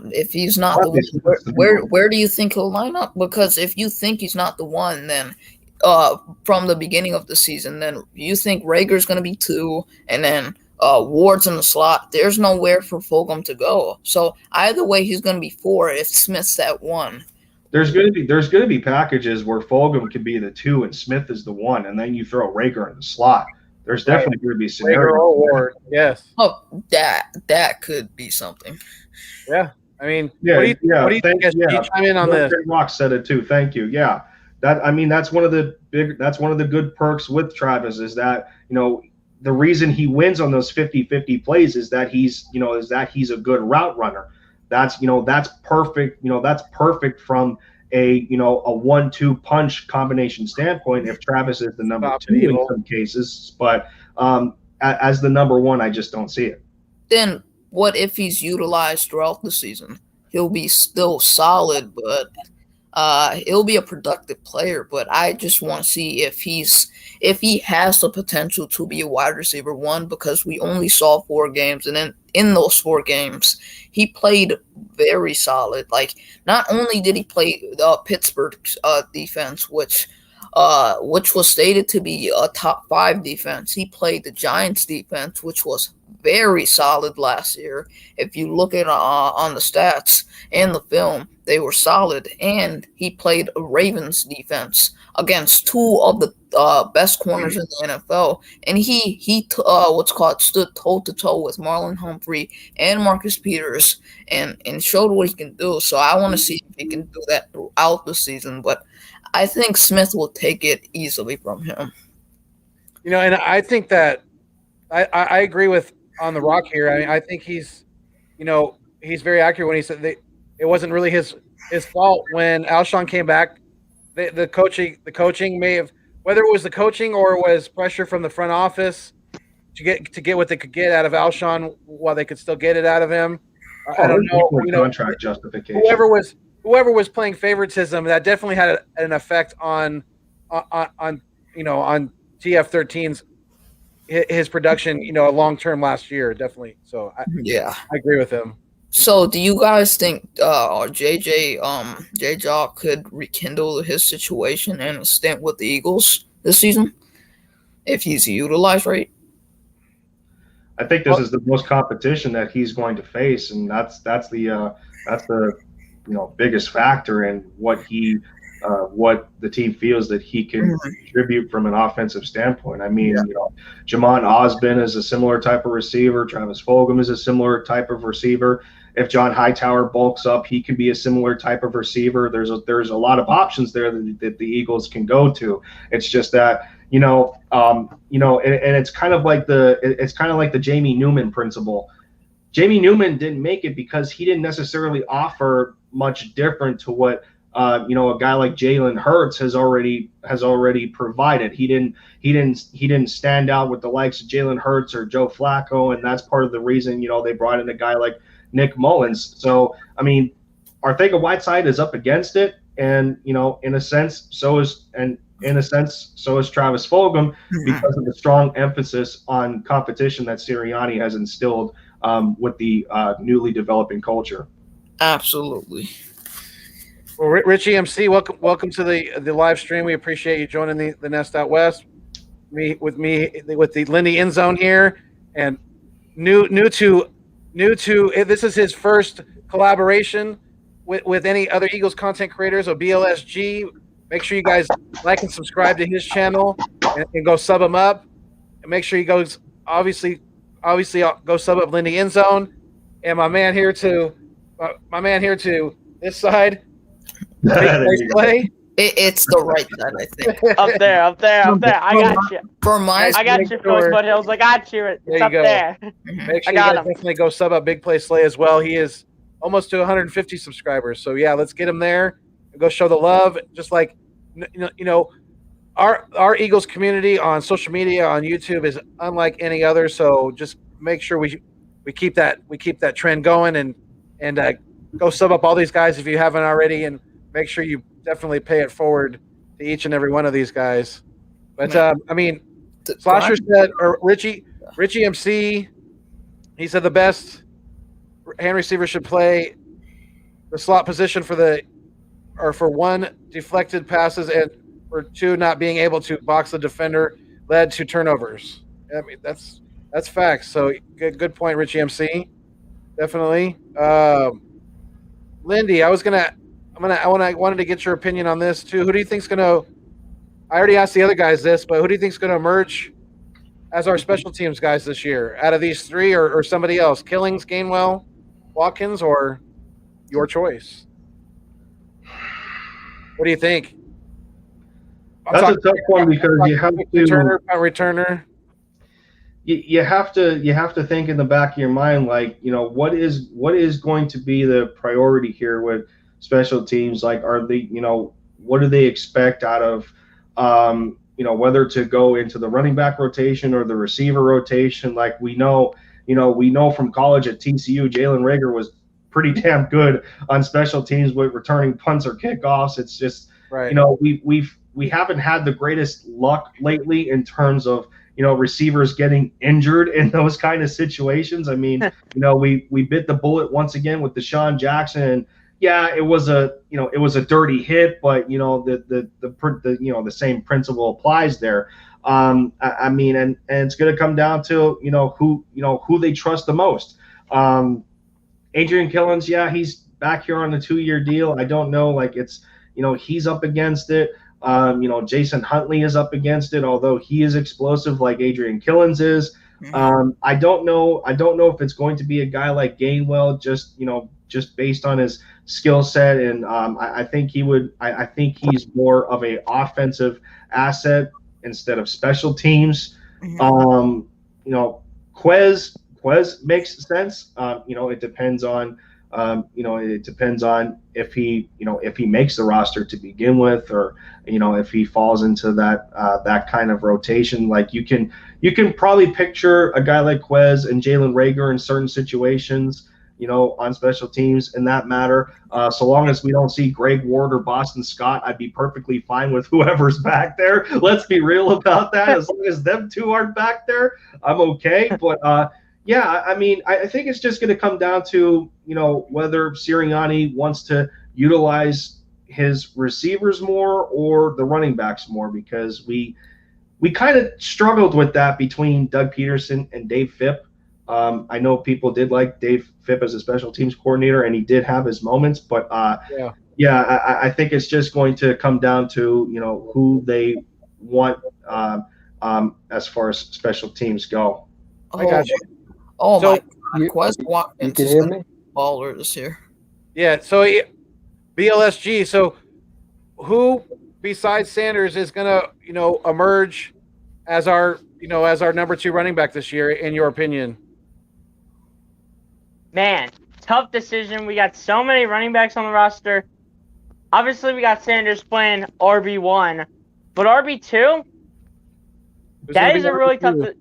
That's a really tough decision. I could honestly see either Boston Scott or Kenny Gainwell taking running back 2, because I think Kenneth Gainwell, I think he's gonna be pretty explosive if he gets some playing time on like any plays in any games or anything.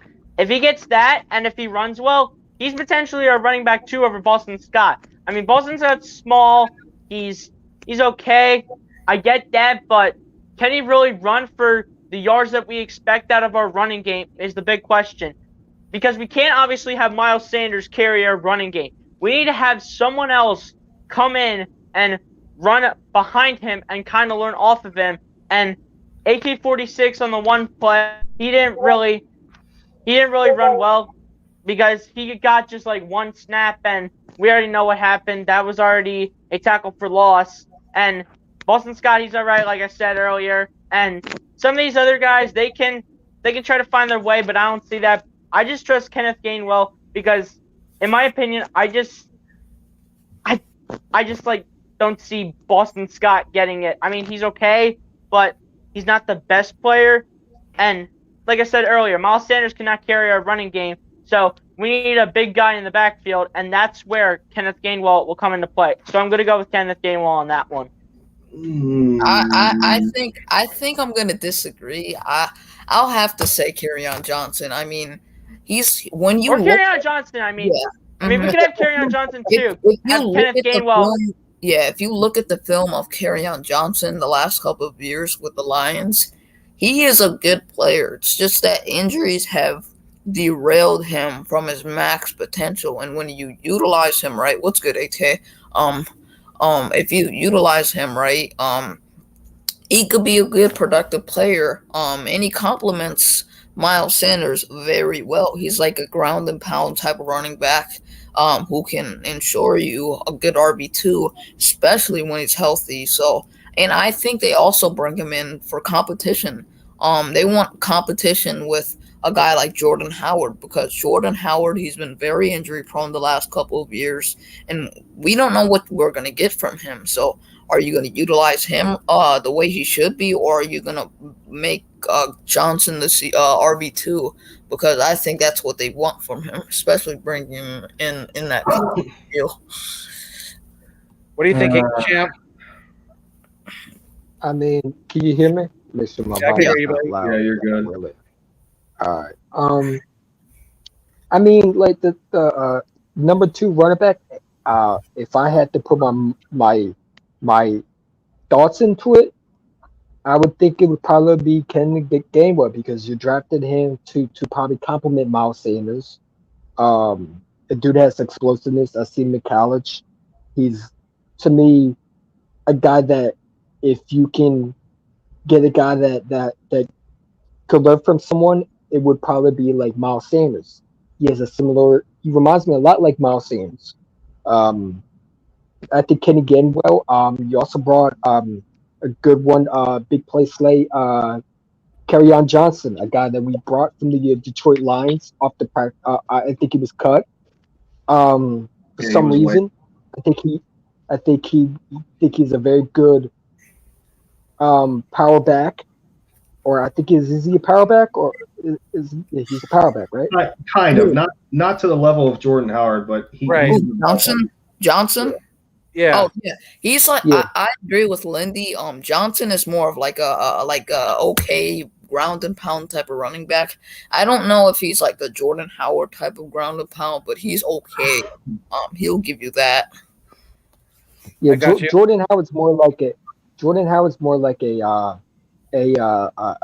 like if you need the yards to like the clock, he's that type of guy. He's like that LeGarrette Blount type guy. He's like that bulldozer. He plows through people. He's not going to make you miss. He's not going to make you, he's not going to juke you. He's just going to run through you. Right. But Kerryon Johnson has that speed, but he also can, go through you a little bit. But I'm interested to see how this running back and how things are going to look this season, because, like I said, Kenny Gainwell is a very interesting pick. I like that pick a lot because we needed a guy that can help Miles Sanders. We were so much talking about, Harris that the Steelers picked up in the first round. So Kenny Gainwell is a very, very good compliment to Miles Sanders, if you know what I mean. We got you. Lindy, what do you think about running back 2? Who do you think is going to step up? The running back 2 spot is going to be a competition between Jordan Howard and Kerryon Johnson. I don't know. I don't see a scenario where Boston Scott ends up taking the second spot. I think you need to try somebody else there. He's not an RB2. He's more of an RB3 or RB4. I mean, production wise, he's only good for 2 games, and that's the New York Giants. Outside of that, his special teams his special teams are not the greatest. He's not a good pass protector, and that's one of the biggest reasons that we retained Jordan Howard and brought in Kerryon Johnson. To not only combine the means of competition between those two, but that's one area that we have been lacking in the running back room, because Miles Sanders has the same issues. So in terms of Miles Sanders, to be clear, for the RB2 spot, It's going to be between Jordan Howard and Kerryon Johnson to me. Like, who wants it more? I wouldn't categorize Jordan Howard necessarily as injury prone because I think Kerryon's injury has a little more severity to it than Jordan's. Jordan just suffered a weird shoulder stinger that kept him out for about 8 games, and then Kerryon had a meniscus tear. That's a little more touchy to deal with. So, because obviously running backs lose their legs. Lenny knows about those knees too. Lenny knows about those knees. Yeah, absolutely. And you have to remember, going back to the press conference that Kerryon had for Philly, is that he's actually going to play keeping that knee brace on. So that's another thing to look out for. So to me, the competition at RB2 is going to be between Kerryon and Jordan Howard. There is a chance that you keep both of them on the roster if both of them show like a high praise from the coaching staff and whatnot, that they totally beat out guys like Boston Scott or Jason Huntley or whoever comes up. Kenny Gainwell is going to continue to be he's going to continue to be a project, even though he's probably the best receiving back on this roster as a rookie. It's close between him and Miles Sanders. That's where the similarities come in. But with them two being as similar as each other, I don't see Kenny Gainwell being the number 2, because you want a little bit of diversity between those two spots. And then as for Miles Sanders, I think it's BLSG, who just departed, unfortunately, but when he was giving his impression about it, there's a caveat to Miles Sanders here. And when you talk about him being able to when you talk about Miles Sanders not being able to carry the load by himself, there's a caveat to that. Miles Sanders is going to be coming up on a contract year. So at some point you're going to have to figure out, like, what is Miles capable of doing to want to have the type of contract that he's looking for. Is he that number one that you can go to on, is he that number one that you can go to every single down, or, in those kinds of situations? Like, is he that guy that you're going to give the contract to? And so we need to find that out this year. Definitely. I agree. With Miles Sanders, especially, we have to find out whether we want to, extend him or not this year. I think this is going to be a big prove-it year for Booby. So, but I want you guys to help me welcome in Eagles, AK Eagles Uncensored. What's going on, man? Yeah, what's going on, man? How's it going, buddy? Pretty good, yes, buddy. Sir. My God, how you doing, bro? What's going on, Slay? How you doing, buddy? I'm chilling. So, what do you think about running back 2? Who do you think is going to step up and be the main complimentary guy this year to Miles Sanders? Johnson. You think it's Kerryon? Why do you think that? Well, they brought him in for a reason, so obviously they see potential. It just all depends on him, really. But no, I agree with Lendy. It's between him and Howard, but I'd see Johnson coming out on top. Yep.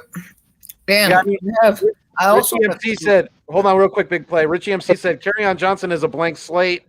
I now have no images of that he will be elite until I see the evidence. Remember, Detroit's new running back coach, Deuce Staley, decided to go in a different direction. Did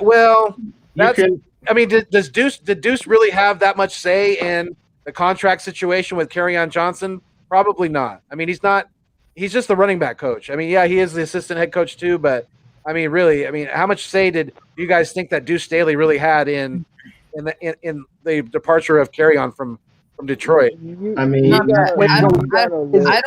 I don't think a running backs coach has a lot of say in another running back's departure. Yeah, they do. I mean, you can argue. Hold on, Eagle. Let's go in order. Let's go like a rotation. We'll go like a snake. You can argue the same thing for Jordan Howard before he left Chicago. Matt Nagy wanted to go in a different direction, and he preferred Tariq Cohen over Jordan Howard when he's an entirely different back. And this is Jordan Howard coming off of 3 consecutive 1,000-yard seasons. And Jordan Howard at the time was around the same age as Kerryon is now. So, I mean, I don't know, man. I don't know. Eagles champ, go ahead, buddy. First of all, did you see Philly Talk podcast? Why you hate Joe Flacco so much, man? Come on. You know, he said that Joe Flacco should be a running back too because we're gonna run him out of Philly. Come on, man. He just doesn't like him because he's not. He's not. Hilarious. Joe Flacco's not a true teammate of the quarterback. He's the I'm the starting quarterback or I don't want nothing to do with it type of guy. Hey, shout to Philly Talk podcast, man. Shout to Philly Talk podcast. He just cracks me up with those Joe Flaccos, man. I mean, but anyway, I mean, like I said, first of all, that guy's comment said that Kerryon Johnson. I mean, this dude, when he was with Detroit, he was really good. I mean, this is not a guy that hasn't done anything. So for him, this is the same Deuce Stanley that pretty much, benched pretty much let Miles Sanders sit on the bench and put in Boston Scott because Miles Sanders frustrated him. Let's be real. Deuce Stanley did not like how Miles Sanders played. He criticized Miles Sanders to the point where he basically he had the option of putting Miles Sanders many times and he put in Boston Scott. So Deuce Stanley, one thing I could say about him, it was he wants you to be this certain running back. And sometimes that doesn't work. And that's why I don't think he got a coaching job because he doesn't know how to deal with players like that. I know Miles Sanders loved Deuce Stanley, but Deuce Stanley was not fond of Miles Sanders the way he ran, the way he uses, the way he,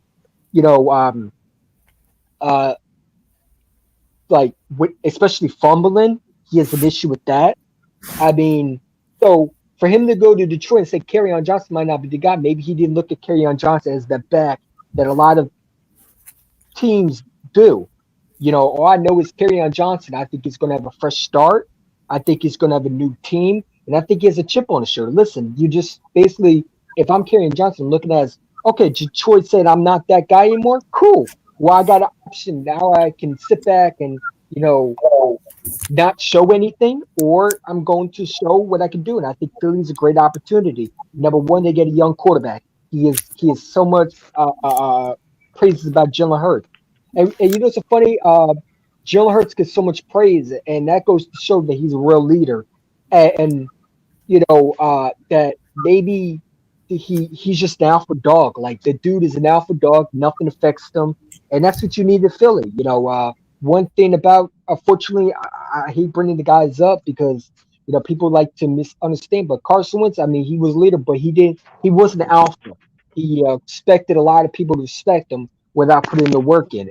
And I think Carson Wentz, demanded respect without, showing it. Jalen Hurts demands it. He respects it. He tries to earn it. I mean, the dude is not even projected to be like you never know. I mean, somehow Joe Flacco could be the number one quarterback. I mean, you never know. That'd piss off Philly Talk podcast, but you never know. But Jalen Hurts is a leader. I love what this kid is doing. One thing to shut me up is that you go and show what you do in the football, and I think this guy's doing it. But Kerryon Johnson, I think is just going to have a new opportunity, and I think he's going to be good. Got you. AK Eagles, what's your take on that? You talking to me, bud? Yeah. What's your take on that, bud?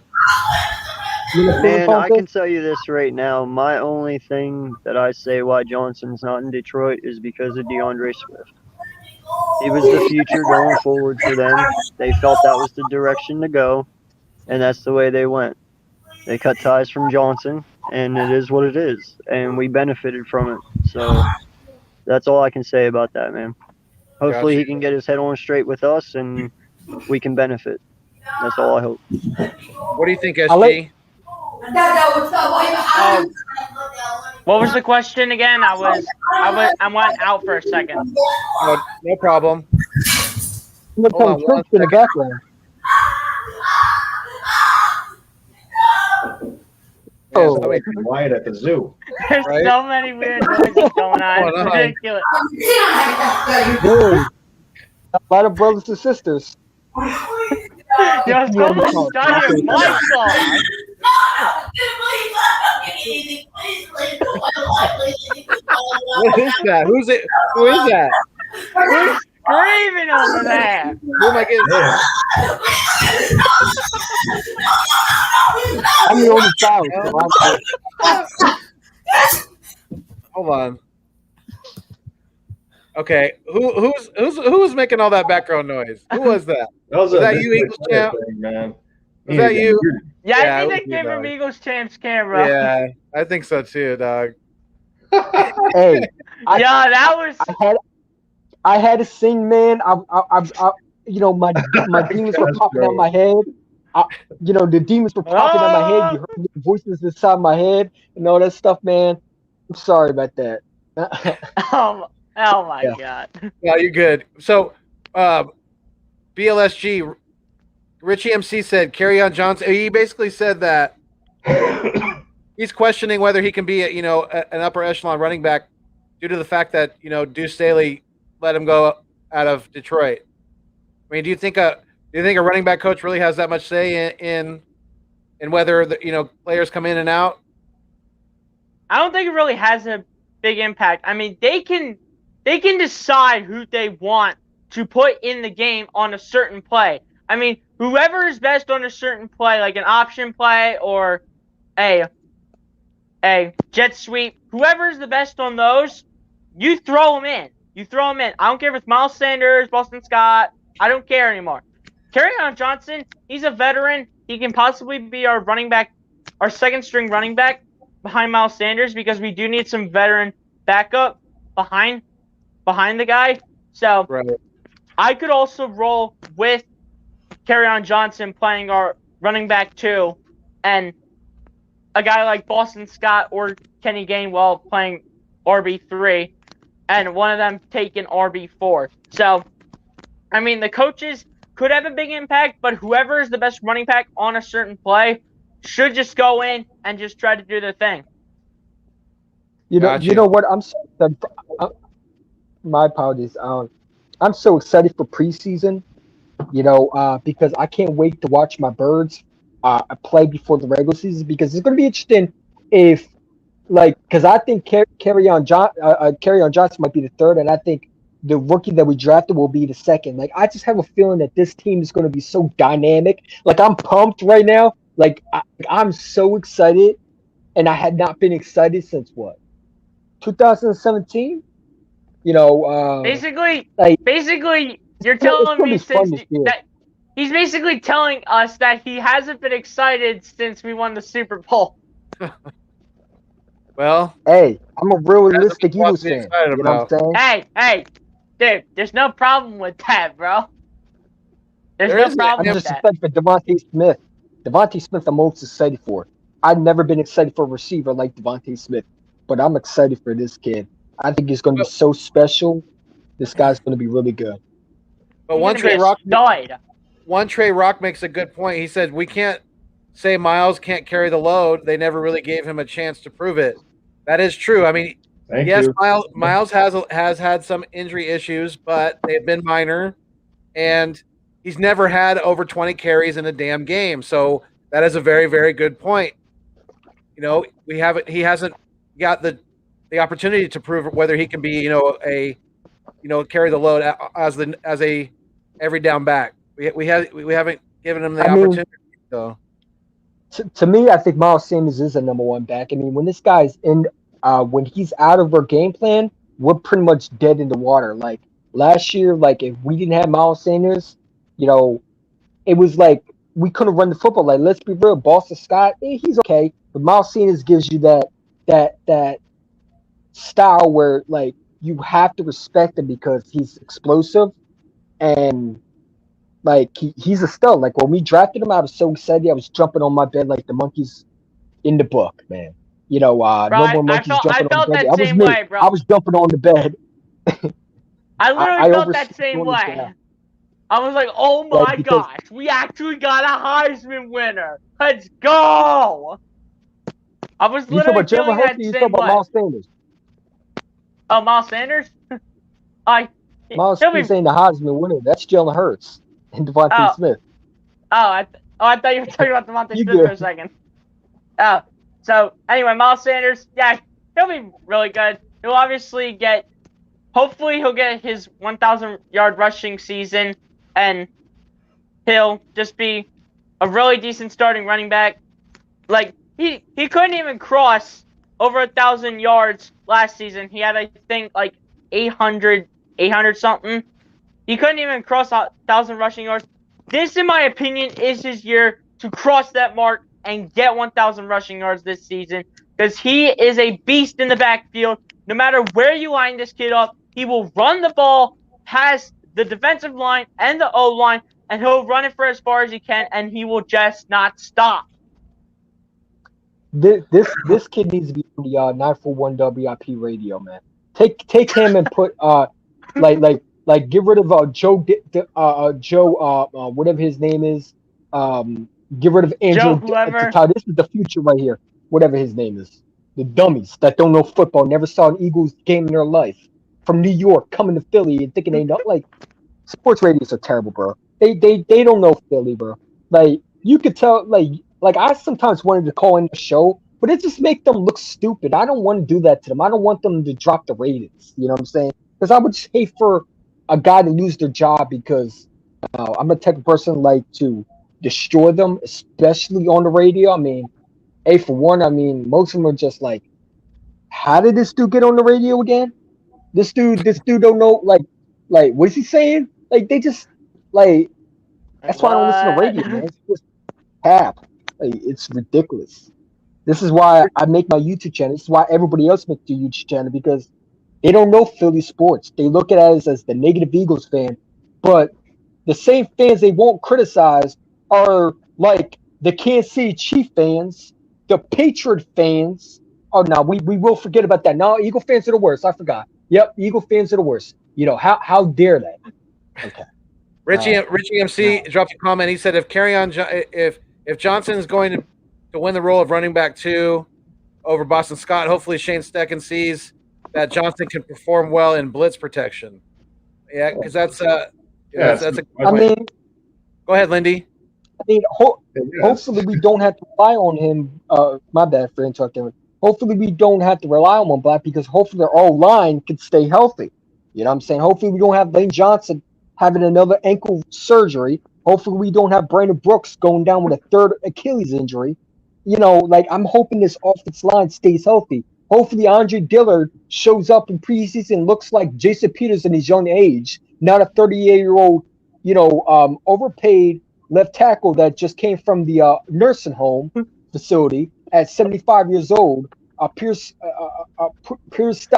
like, just a dinosaur agent, fossilized human being that should retire many years. I'm sorry, Jason Peters has not been a Pro Bowl since 2016, and you paid him way too much. I did not want Jason Peters back, but hopefully with our new offensive line with Jordan Mailata and Andre Dillard, which there's a lot of praise going around that Andre Dillard is working hard, which I like to hear because he's a first-round pick. We jumped in front of Houston to get, just to remind you, it's time for Andre Dillard to step up, you know what I'm saying, because we need him. And Jordan Mailata, I mean, you already know what he is. He's a guy that just will push you down. I mean, he'll tangle with you. He's the best O-line to me right now that could be really like a Hall of Fame Pro Bowler. And that's just what I'm going to say. Landon Dickerson, we drafted in the second round. There's a lot of things to look forward to next year and this year. But hopefully this offensive line stays healthy. Hopefully we don't have that much injury bugs where we have to rely on practice squads. You know what I'm saying? Hopefully Michael Jaquette don't see the field. Right. Like, you know what I'm saying? But yeah. Yeah, because I don't want to have to see a guy like Matt Pryor or Nate Herbig try to take over for guys like Brandon Brooks, Brandon Brooks, Lane Johnson. I don't want to have to see. I don't want to have to see that ever again from those two players because they suck. They can just throw They can just throw themselves in the garbage cans where they belong because they suck on the O-line. If I ever see them, I'm done. Hey, you guys, I want you guys to... Matt Kobe might be better. Is that Trey Rock in the building? Yeah, one Trey One Rock's Trey in the Rock house. in the building, baby. I want you guys to Oh. welcome him in to the channel. Yes, Oh, Hey, one, buddy. Yes, one thing sir. while I had it. Y'all Sir. Yeah, heard go him? ahead. Let him talk. Dude just said Jordan Mailata is trash. Who Did said you that? say that? I thought I heard No, somebody no. say that. I said he was. Oh, I said all he does is throw people down. Like he don't care who you go against. He's one of the best. I oh, wouldn't okay, say that. okay. Come My on. fault, my fault, Nah, my fault, my no, fault. no. We I about to be on this live arguing, bro. Like, no, Jordan Jordan Mailata I wouldn't say that. Come nowhere on, near no come on. trash. But I did say Marcus Epps is trash. I think he is. Like Oh, Marcus Yeah, Epps is he is garbage. 100% trash. I'm still trying to figure out how he's still on his roster. I'm still trying to figure out how To he's be on honest, his roster. to be So I honest, thought I he was don't with feel Nick like and I Gary. think they have him in I his right think- room. Jim Schwartz ain't put nobody in their right room for real. I mean, yeah, no, yeah, Just Schwartz is still an overrated defense so coordinator. you can't really, Like, you I'm Yeah, still can't Trey, glad you that beat say me dude to is it. trash. You can't Yeah, really Trey say beat me dude's to it. trash. I You gotta don't see him I in don't another think that defense. I don't think that Marcus Epps is going to be trash under Jonathan Gannon because he does have he does have experience under the Minnesota Vikings, and I think we would have to assume that Gannon has to know a little more how to use a guy like Marcus Epps, his actual name instead of calling him Epsy, like Jim Schwartz. The F was that. Like seriously, this man. Bro, oh my players. god, oh my god. Epsy and I freaking kept on Nate Gary I was kept- the white I kept on snake. yelling at- Come on, man, get out of here. I kept Bro. on yelling at Jim Schwartz on the TV to put in Davion Taylor and get Nathan Gary out because he's such an embarrassment to Buddy, linebackers. Nathan swear- Gary is just a I disgrace swear, to the like- city, period. Can I tell y'all something real quick though? I was Yeah, go hoping ahead, one Nick. fan was bumping Yeah, him go out. ahead, go ahead. Hold on, Eagles Reports champ. came out that Jim Schwartz was only playing Nate Gary because he wanted to draft Jeremy Chin, and they got remember when they picked Rigger in the first round? Yeah. Jim Schwartz wanted Jeremy Chin, the safety from the Carolina Panthers. We should have took So him, bro. How did the Panthers get him? He played Nate who's Gary the old, just basically like. Who's the old linebackers coach though? Yeah. I think Flagel was. What's his name? Yeah, Ken Flagel. Yeah, That Ken was Flagel. Nate. That was Ken. Nate Gary was Ken Flagel's guy though. Like he would constantly praise Nate Gary like all the time throughout the season, you know, and of course Schwartz was in his ear about it, so I guess that's why he got more playing time. But obviously that it didn't translate well enough to the field. So I mean, you know, outside of baiting, you know, Nate Gary to play more for a draft pick, I mean, I think there was also a failure in the coaching staff with like, you know, not putting the right players on the field. So I mean, Exactly. I don't know. I mean, I agree. Hey, real quick, guys. I gotta get going. I gotta get going to work. But I just wanted to answer Richie's question real quick on that halfback protection. Kerryon Johnson was in the top 3 in halfbacks when it came to picking up the blitz. yeah, him and Jordan Howard. And Yeah, him and Kerryon Jordan Johnson Howard. is great Yep. all-around So back. yeah, I would Great not. all-around back. I would not sweat the pass protection one bit because he's very good at it. So, yeah, don't agree. sweat it. He can handle it. So can Howard. So No, I yeah, you believe still that's need one to of the know different reasons that people. we picked up Johnson as well because of his pass protection. You know, Right, he exactly. just only solidifies that a little bit more. So, That but yeah, number 2 guys, back everyone, right there sub up for my him. guy up there on the top. You know, love him to death. Great person, great individual, very close friend of mine. Love everything he brings, all the energy. So, you know, just sub him up. Mhm. He won't disappoint. So, Appreciate yeah, you, my man. Hey, thank you for joining the Take live care, stream man. while you could. No Have a problem. good night at work. Thank you, sir. You guys have a good one. Yes, Yeah, sir. thanks for having me. Yeah. Hey, I don't know about you, but like if Howie Roseman becomes the GM again, I don't know what I'm gonna do, bro. If I have to see one more time of Howie Roseman smile, I'm going to cry. I really am. I can't stand Howie Roseman, bro. I hate that GM so much. Like Well, they and all Like, I'm the ready for Howie Devontae supporters Smith. And all the Howie supporters, they want to point to the fact that he's great at moving money around, but that's not the only thing that makes a great GM. You know, you have to be able to draft players. You have to be able to listen to your scout people, to be able to scout talent yourself, even to an extent.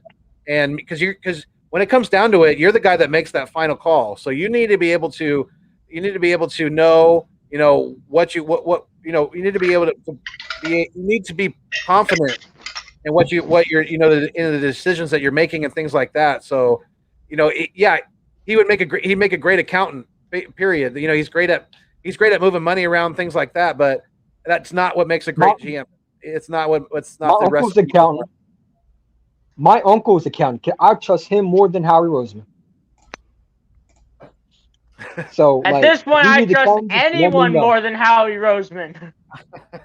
I think a lot of Eagles fans feel the same way.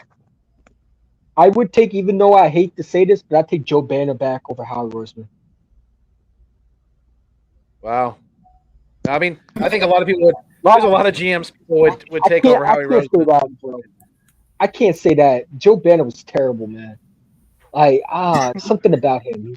That's Howie Roseman's son. The two douchebags. Oh, part of my language, but still. No, you're good. You're good, bro. You're good. But hey, I got a hot topic question for you guys, and it's a sneak into my next Cannon Will. Can Will Devontae Smith be as good or better than Terrell Owens? And I know they're completely different body types, completely different skill sets, things like that. But what do you guys think? And I'll let Lindy go first because I know he likes this question right here. Can I go after him? Let me go after him. I just don't want us to place these like aspirations or like far-fetched expectations on a player that hasn't seen the field yet. I mean, it's great to think like, you know, people are saying like, you know, the best comp for him is like Marvin Harrison, and he looks like Marvin Harrison, this and that. Right.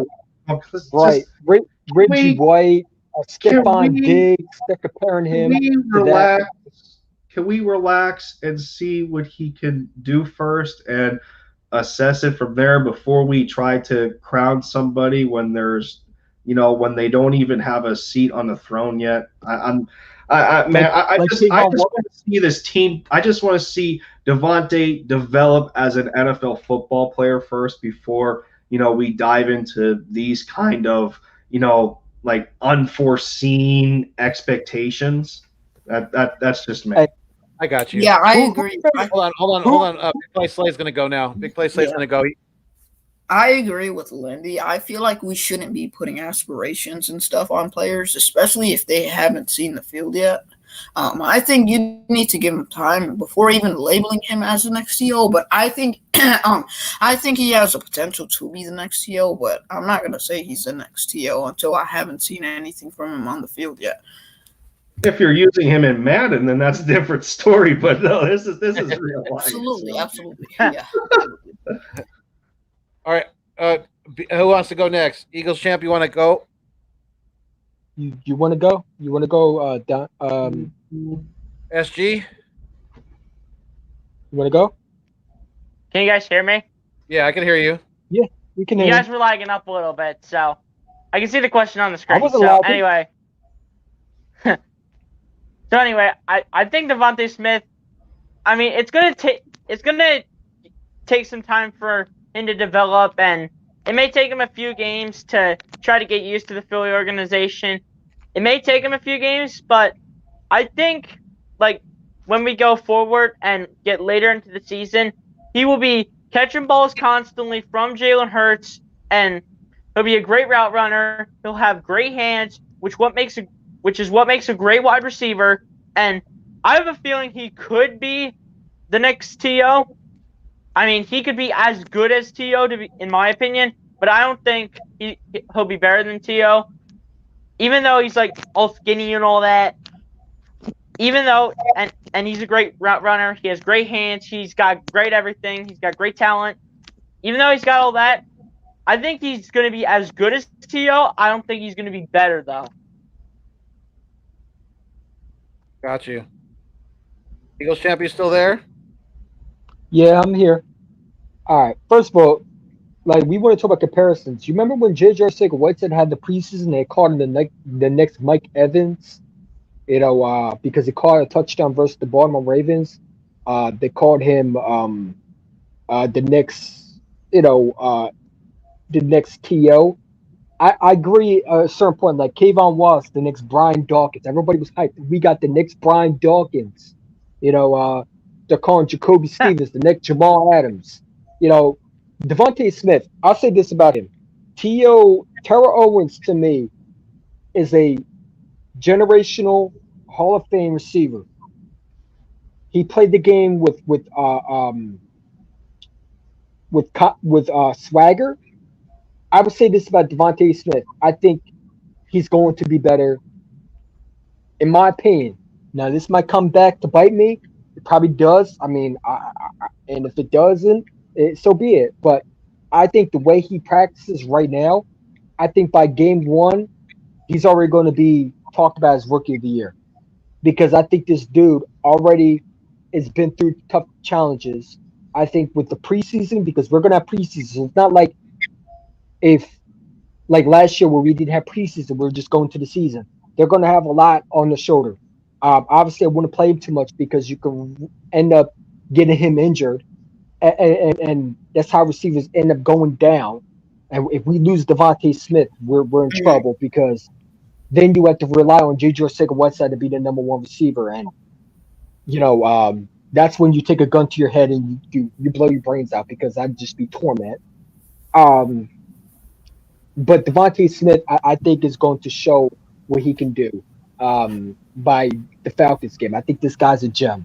I mean, he's making one-hand catches, and we're not even in pads. I mean, imagine what he's going to do in pads. People worry about his size and how small he is. I don't care about that. The dude has taken hits. I mean, he took a big hit from Jacoby Stevens, the Eagles drafted. And, so Devontae Smith has taken hits. So people worried about his size and worried about this and that. You could say the same thing about other receivers like Stephon Diggs. You could say the same thing about, other receivers like Julian Edelman. You could say the other things about, Marquise Brown. Everybody called him small. They called Derrick Rose small. Deshaun Jackson. Yeah. Deshaun Jackson. Right. You know what I'm saying? So for people to see small, it's ridiculous because if the dude is able to do what he's doing in college, translate to the NFL, then not only do you have a dangerous receiver, but he's ended up playing for the Eagles. And I just don't. I've never seen the type of receiver like Mel Reese said that he's been seeing a lot of Eagles receivers, but he's never seen a guy like Devontae Smith because Devontae Smith is like the receiver that we probably never saw in a long time. Like last time we had that type of receiver was Deshaun Jackson, maybe. But I think he might be better than Deshaun. Like, right. But yeah. I mean, the biggest, like you said, the biggest criticism on Smitty is his weight, but you go past that, and what else is there? There's nothing else wrong with his game, really. So it's like they're beating a dead horse with that, and they really need to, his haters need to let it play out a little bit now and kind of let that lie. But I got another question for you guys, though. Who do you think is going to have more yards this year? The most total purpose yards this year are Miles Sanders or Mr. Ezekiel? Let me eat with my fork with a spoon, Elliott. Miles Sanders, because Ezekiel Elliott's going to have a offensive line that's pretty much getting old. And to me, Dak Prescott, Dak can't beat a practice squad Prescott. Dak, Mr. number one quarterback to get paid behind Patrick Mahomes when he doesn't deserve it. The dude can't beat a 500 team. But I guess when you talk to Cowboy fans, and we talked about this, Philly Foothills, we talked about how the Cowboy fans talk about the Saints game Michael Thomas wasn't even playing in the 2018 game. Drew Brees didn't have Michael Thomas. So when Right. Cowboy fans said, well, Dak was beating Drew Brees. No, the defense was beating Drew Brees. Dak only was good because of the defense. Dak needs everything around him. Why do you think they got a CeeDee Lamb? Why do you think they got a Michael Gallup? I think Ezekiel Elliott, I think he will have some of the yards, but I think the guy that's going to have more yards, and I hate to say this, but fortunately Daniel Jones stinks, is Saquon Barkley, because Saquon Barkley is going to have to do it himself, because Daniel Jones is probably going to get benched by week 4, and they're going to have to rely on whoever they have. Brandon Weeden, I don't know who they have. Got you. Don't be surprised if the Giants trade for Deshaun Watson by the trade deadline if Daniel Jones does not work out. Oh, bite your tongue. Big play But Slay. Who do you think? I don't care. Go ahead. Who, me? I said I don't care if he goes to the Giants. You know why? Because Deshaun Watson will just cry out to the Giants, just like Odell Beckham did. He's a crybaby, man. So let him go to the Giants. Let him cry behind in New York. Such a Big play crybaby Slay. diva. Big play Slay. Who do you think's going to have more yards, Miles Sanders or Ezekiel Elliott? Big play Slay. All right. What do you think, BLSG? He might be a coach now. BLSG, are you there?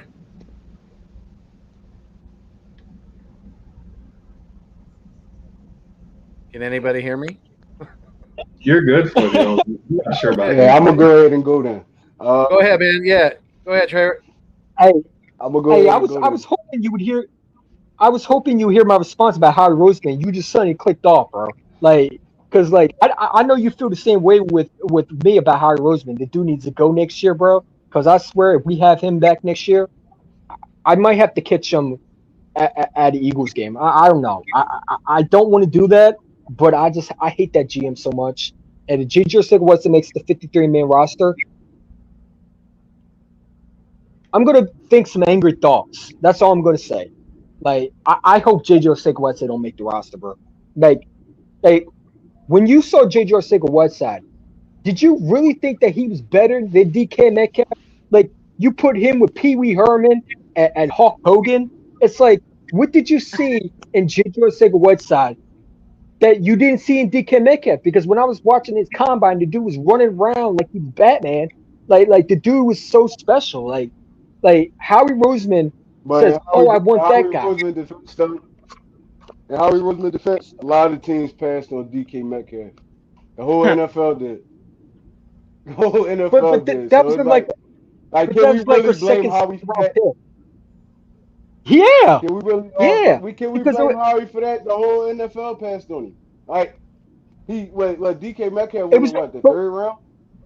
But it was their second round pick. It wasn't like our second round first. Like, it was literally our second round with like our like we drafted Miles Sanders. It's not like we drafted him first.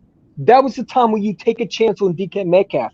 Like J.J. Arcega-Whiteside wasn't even the best one out there. But I'm pretty sure there's a lot of GMs that's like smarter than Howie Roseman, and they passed on him too. So it's like we can't really blame Howie for that one. It make me mad too, but we can't really blame him for that one. A lot of teams passed on DK. It wasn't like it was just Howie. It wasn't like we had like. I think what he's trying to say is in an overall aspect, Howie's not the only one to blame, but. What as an Eagles fan, he is though. That's what happened. Jeffrey Lurie, Mr. Jerry Jones 2.0, delusional, dementia owner that seems to just don't care. All he cares about is money. Like, let's be real. Come on. Yeah. The only thing about Howie Roseman that I don't know. I just didn't like when he went to Seattle. I knew he was going to be good in Seattle, bro. I didn't want him to go to Seattle. When he went to Seattle, oh man. DK Metcalf is literally a threat in Seattle to literally every, if not nearly every NFL team in the league, bro. DK I Metcalf swear is a when he literal torched us- threat. When he torched us, I stuck the middle finger at the TV on Howie Roseman when they show his face because it's like it makes me so mad that we like when Darius Slay was getting destroyed. When you saw Howie Roseman, I was saying, please don't let me get a trip down to Philly. Please don't let me get a trip down to Philly. But Please can I don't. ask y'all something on Please Andre's don't. Question? Go ahead, man. What round did Seattle lose in this year? I don't think they went to the First round, playoffs, right? did they? They ain't go to the playoffs, I don't think. So how big of a factor was DK Metcalf? You get I what mean, I'm he saying? still torches us. Like He's the one who knocked us still a out of the playoffs. Not really. We knocked ourselves out of the playoffs. We lost a lot of games other than that Seattle game. We only won 4 games this year. So it's like, I mean, I like DK Metcalf and all that, but he's an offensive player. You win championships with defense, basically. I mean, Would you rather have J. George Whiteside with DK? I mean, that was a horrible pick. That was a horrible pick. I ain't gonna lie. DK over JJ. It also goes to say that it's not it's not always a good idea when you emphasize the fact that the Ortega-Whiteside pick was straight up through the influence of the analytics department. That was an analytic pick. Let's be real about that. They fell in love with him being a 50-50 catch point guy. It was all about the 50-50 percentage, and it was all about this, and it was all about that. Let's disregard that he came. Well, we're not going to disregard that he came from Stanford because they thought that they were going to hit on another Stanford pick because Zach Ertz. They wanted to know the Alshon Jeffrey. That's what it was. I mean, but if you that's a problem. But if you wanted to know the Alshon Jeffrey, you take DK Metcalf. J.J. Whiteside says, to me, I think DK Metcalf would have been another Alshon Jeffrey. You don't take I don't even think there's a Stanford receiver in the NFL that's even successful. Correct me if I'm wrong. Is there anyone that's a receiver from Stanford that is a Hall of Fame NFL player? I mean, except Christian McCaffrey. My point is a running back. The one player that I can think of from history is Christian McCaffrey's dad.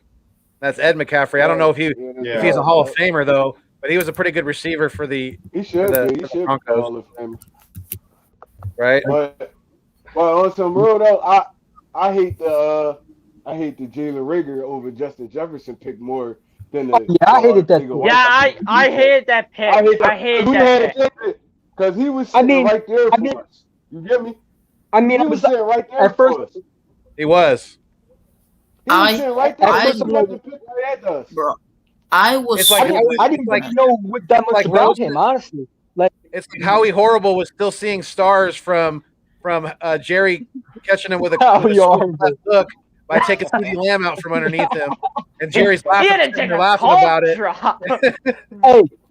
Hey, someone needs to get a profile of Howie dressed up as a clown because I think I have that on my Instagram. I need to put that as my profile. I really do have one. I will make I have a bunch of, and you've seen it, Philly Foothills. You've seen it. I gotta send you a pic of Howie Roseman. I actually download the app of a clown nose and I put that on his face. And my goodness, it matches what he is, bro. I never thought I saw a circus clown in my life. I should have put some rabbit ears and mouse ears and some cheese and have some buck teeth on his face. He looks like a rat.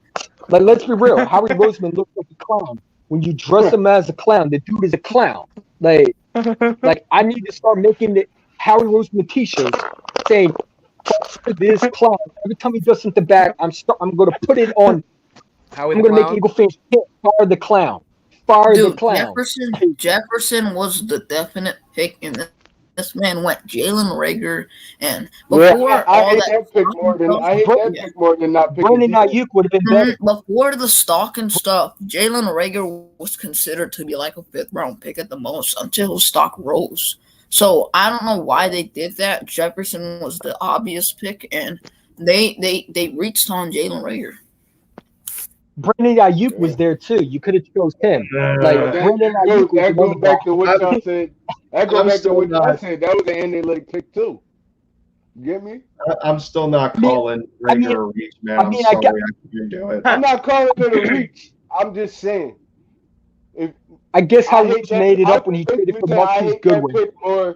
I hate that pick more than the DK Metcalf thing. I hate that one more than that one because Justin Jefferson was sitting right there. Like, actually, like, sitting. DK Metcalf was sitting there for rounds. Jefferson was sitting right there. Yeah, Jefferson was definitely the more. I know what you're saying. Yeah, Jefferson was definitely the more, clear cut. Definitely like he should have went that direction. Right. At that time, definitely. Yeah. Yeah. It's kind of 50-50. I mean, we haven't seen what the best of Reagor yet, so we don't know really. Yeah, there's arguments you can. There's arguments you can make for both sides. I mean, I could very well say this. Picture Jalen Reagor in that LSU offense with an actual quarterback throwing him the football. Jalen Reagor had trash at TCU throwing him the football, and he still put up. That dude's a first-round pick. That dude's a first-round pick, man. I don't care if your quarterback is Lamar Jackson. We know how bad he's thrown is because they're banning Raven fans from not watching his practice because people keep on saying Lamar Jackson's a quarterback. I would take Johnny Manziel over Lamar Jackson. I don't care. Oh my God! Lamar Jackson. No. Hold on. My point was that if Jalen Reagor played with better quarterbacks, he would have been more of a clear-cut first-round pick because it's not always the case that the receiver. It's not always the case that the receiver needs to make the quarterback. A lot of times, the quarterback makes the receivers because of his play. So I mean, you can make a case for both sides there. Wait, you don't think Lamar Jackson's good? Wait, you think Lamar Jackson's good? He's not Do I think Lamar Jackson's good? Lamar Jackson's trash, bro. The dude can't throw. Oh my God! You can't call an NFL MVP trash, bro. Oh, come on, man. The dude was running around that no team had tape on him. But he was running. No one had tape on him. No one had tape on him. He didn't win it his rookie season, so how they didn't have tape on him? He couldn't throw. That they literally had to dumb it down for his system because he couldn't throw, bro. Like, come on, bro.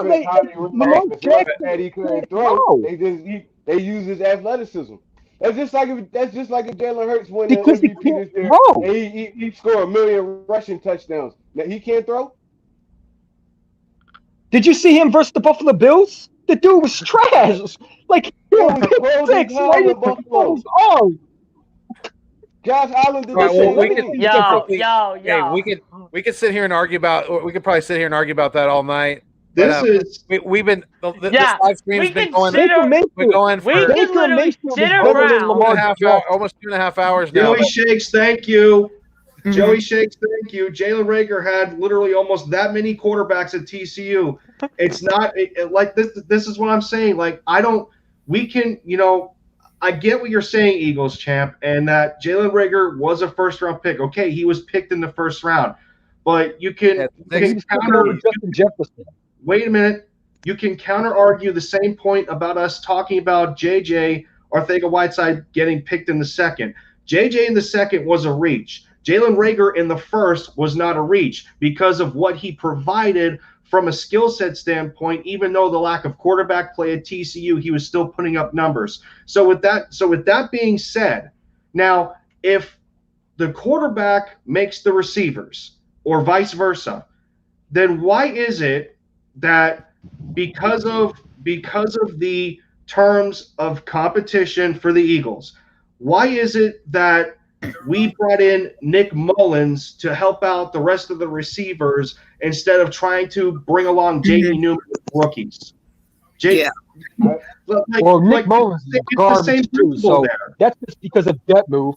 That dude's going to be on the practice squad. First of all, Nick Mullins probably won't even make the team. It would still be depth if Jamie Newman was still here. You brought in Nick Mullins because he's a more proven quarterback that can actually help receivers out instead of learning things along the way. That's the same principle. So you can't say same dude we benched. You can't the same dude we benched. Come on, bro. Who, Mullins? Come on, You bro. mean to tell me Jamie Newman Come is on, better bro. than This Nick dude Mullins? stinks. No, bro, he's This bro. dude is Jamie, terrible. bro, Eagles champ. Jamie Newman is unproven. Like How do you he know? hasn't Have you played seen a this single film? snap in the NFL. Oh You my act like this man is Oh my proven. God. Mullins. What he's Oh, playing. Oh my God. Like, And dude, Nick he Mullins has can't. Eagles champ. He But hasn't oh, laced my up God. in Mullins the NFL yet. Like, dude, Oh he my hasn't God. laced up in the NFL yet. Nick And Nick Mullins has. he got stats under his Bro, belt. in the But You NFL. Nick have to Mullins, start a game. so Nick, Yeah. so have Nick to start Mullins a has game. proven. Yo. Dude, why do you And think? well, Why did do you Nick Mullins think prove anything? Eagles? Dude, don't Eagles say. champ. Jamie Newman. Eagles champ. Why do you think the Eagles waive Jamie Newman if you think if they sign Nick Mullins? He ain't even make Why the would you training sign a guy that got benched? Come on, bro. Our practice He's squad proven, literally benched our backup. Oh, Are you He's not? proven Nathan though. Young had his Can you own wait? post Hold built on. on Let him. me. I Come got on, this. man. Hold on. Can we open our eyes, please? Can we open our eyes for a second? Nick Mullins is Trying to figure that out. Are we opening our eyes? Hold on. Nick Mullins? Nick Mullins to this moment. Nick Mullins to this moment is nothing but a camp arm to help bring some of the practice squad players along. Because if Jamie Newman was still here, he would still be a depth piece according to your logic, Eagles champ. So that means Nick Mullins is still a depth piece. That's fine and dandy. A lot of NFL teams need 3 quarterbacks on their roster, regardless if they make it to the final 53, because you need a camp body. So with that being said, Nick Mullins is a better camp body than Jamie Newman. That's the whole purpose of them bringing him in there, because Jamie Newman didn't provide anything from an undrafted rookie standpoint. Now, I get Nick Mullins was also an undrafted rookie in the 2017 class. But he has NFL starts under his belt. But this is the thing. Nick Mullins actually won football games in the NFL based on his quarterback play. Jamie Newman didn't get that chance because he is, Jamie Newman didn't get that chance because he didn't prove anything different to this Eagles roster. So until somebody else in the NFL gives him a chance to He prove got otherwise, waived by the Eagles and never got an opportunity to do anything. because he's So not did good Mark enough. Sanchez. He won games. Because Jamie McLeod Newman's not good Beckham enough. Thompson Otherwise, won. the Eagles would have kept Yeah, him. those one game. Hey, Eagles Nick champ, Mullins you won do- football games. Eagles He's champ, you proven do in the realize- Sanchez NFL. won games. So now Mark Sanchez is elite. Come on, bro. Come on. Eagles champ, Bring back you Michael do Vick realize at 40 Jamie years Newman old. didn't How play- about that? didn't play You're snap being of too football last year, close-minded, right? man. You're being too close-minded. He did. I'm not talking about Nick Mullins as a Pro Bowl You quarterback. know, I I'm not gotta talking say about Nick something Mullins as here. a Pro Bowl quarterback. The point is, We're arguing over a quarterback 3 right now. This is great. Yeah, I gotta Lovely. say something End of here, June. man. Well, you Football gotta talk realize. right We're now. literally we are arguing over a QB3. because we're saying Jamie Newman is better than Nick Mullins, which is absolutely absurd. Exactly. Jamie Newman hasn't proven anything in the NFL yet. Newman hasn't played a single snap in the NFL, and we act like this man is a Pro Bowler.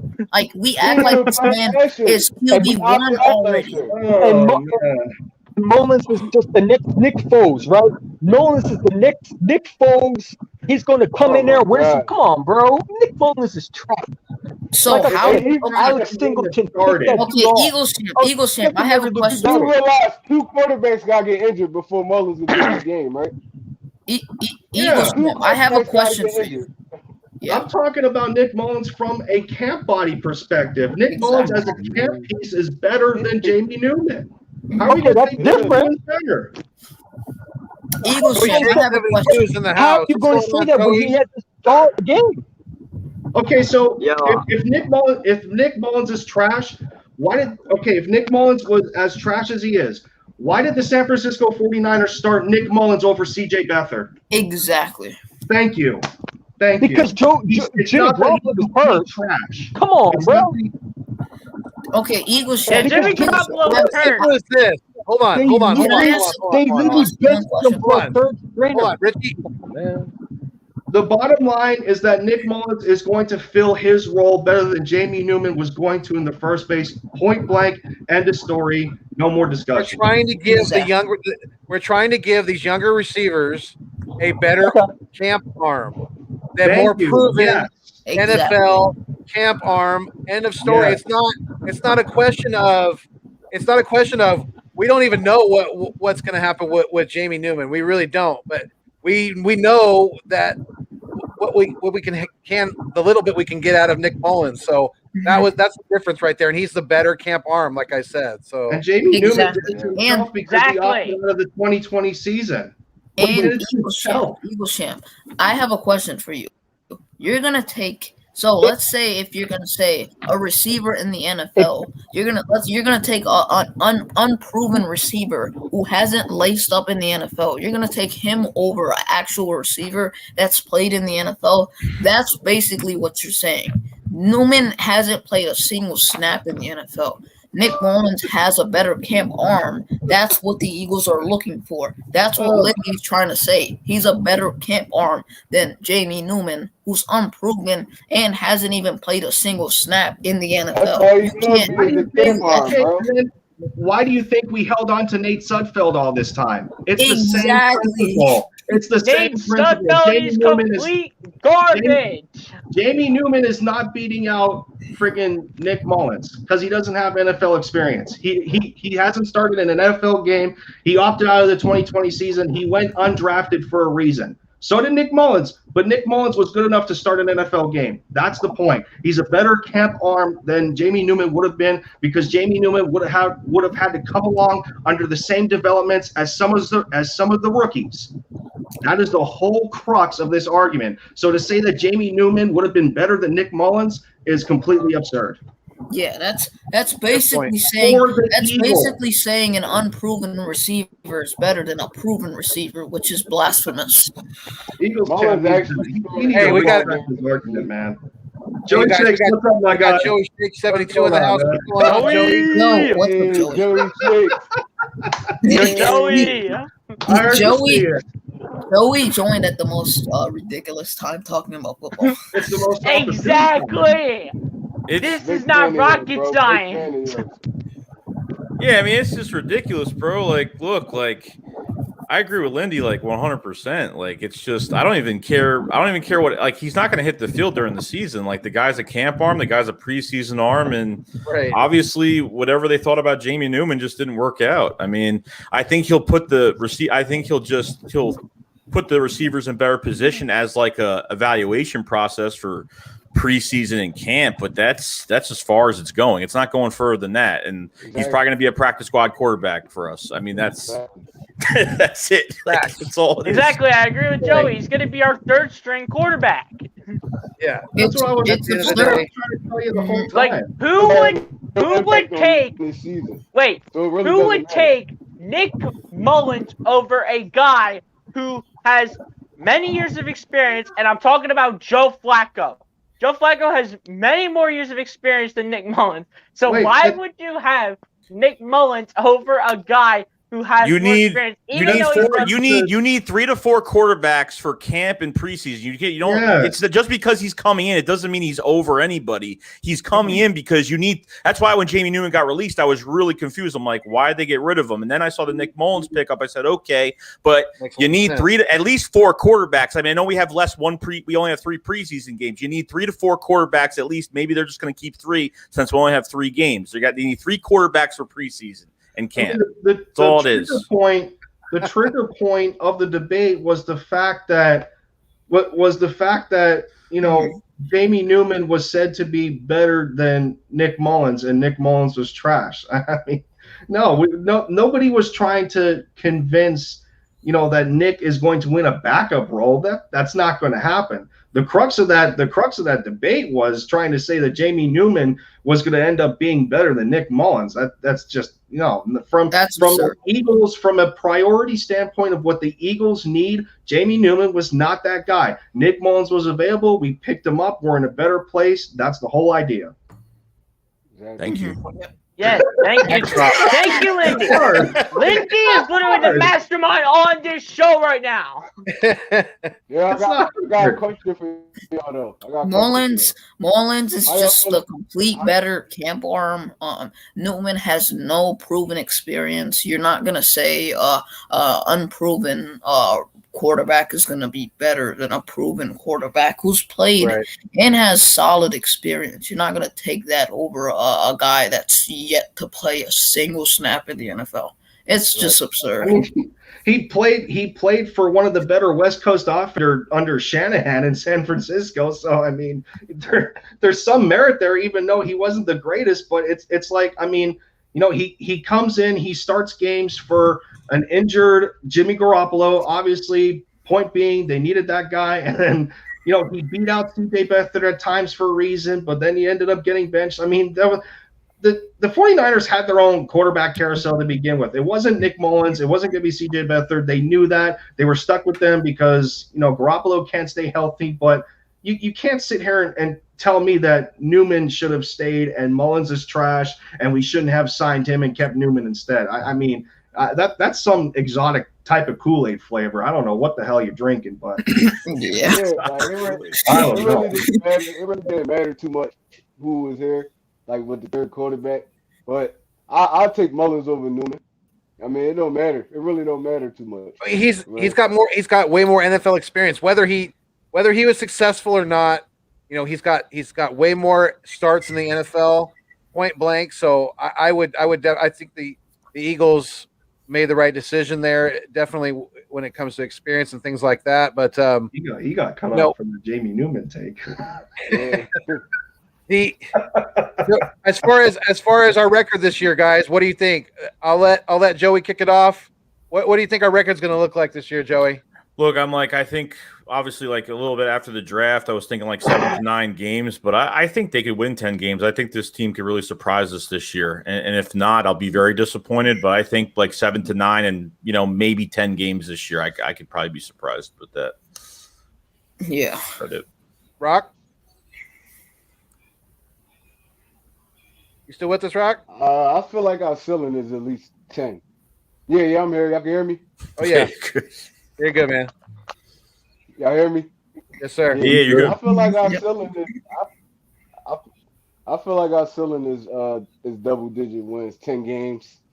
I don't know. I feel like it'll get a little scary once they added that 17 game, because is this another week like for injuries and stuff. But I'm banking on the 10-win season.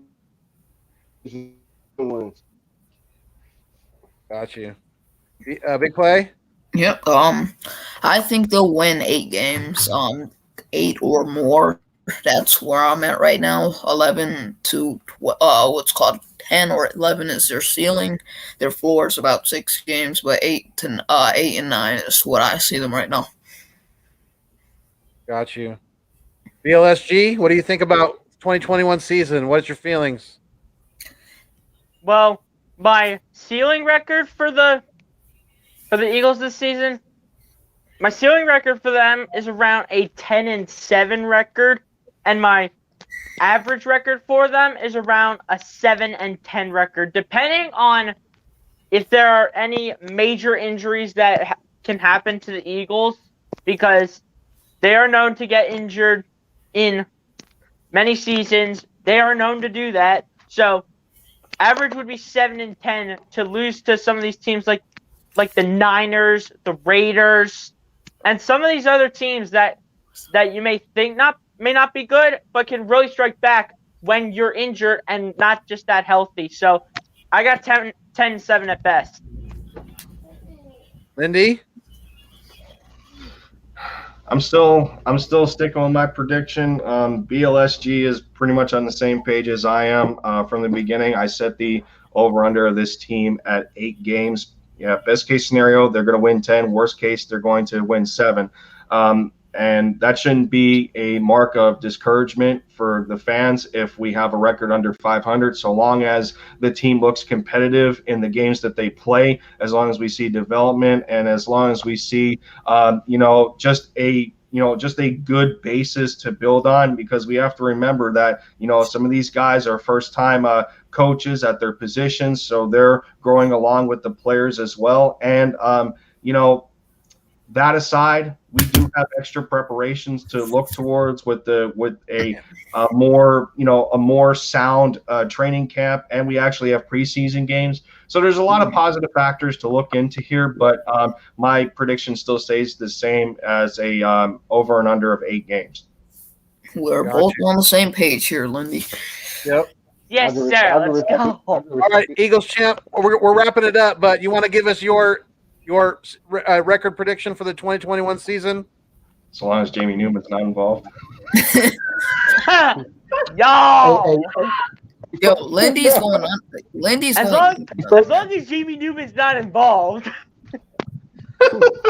Hey, first of all, my connection was really bad. That was my fault because like when you were trying to put in Joey Shakes, I guess the connection of like the live stream just cut off. Like so it does that.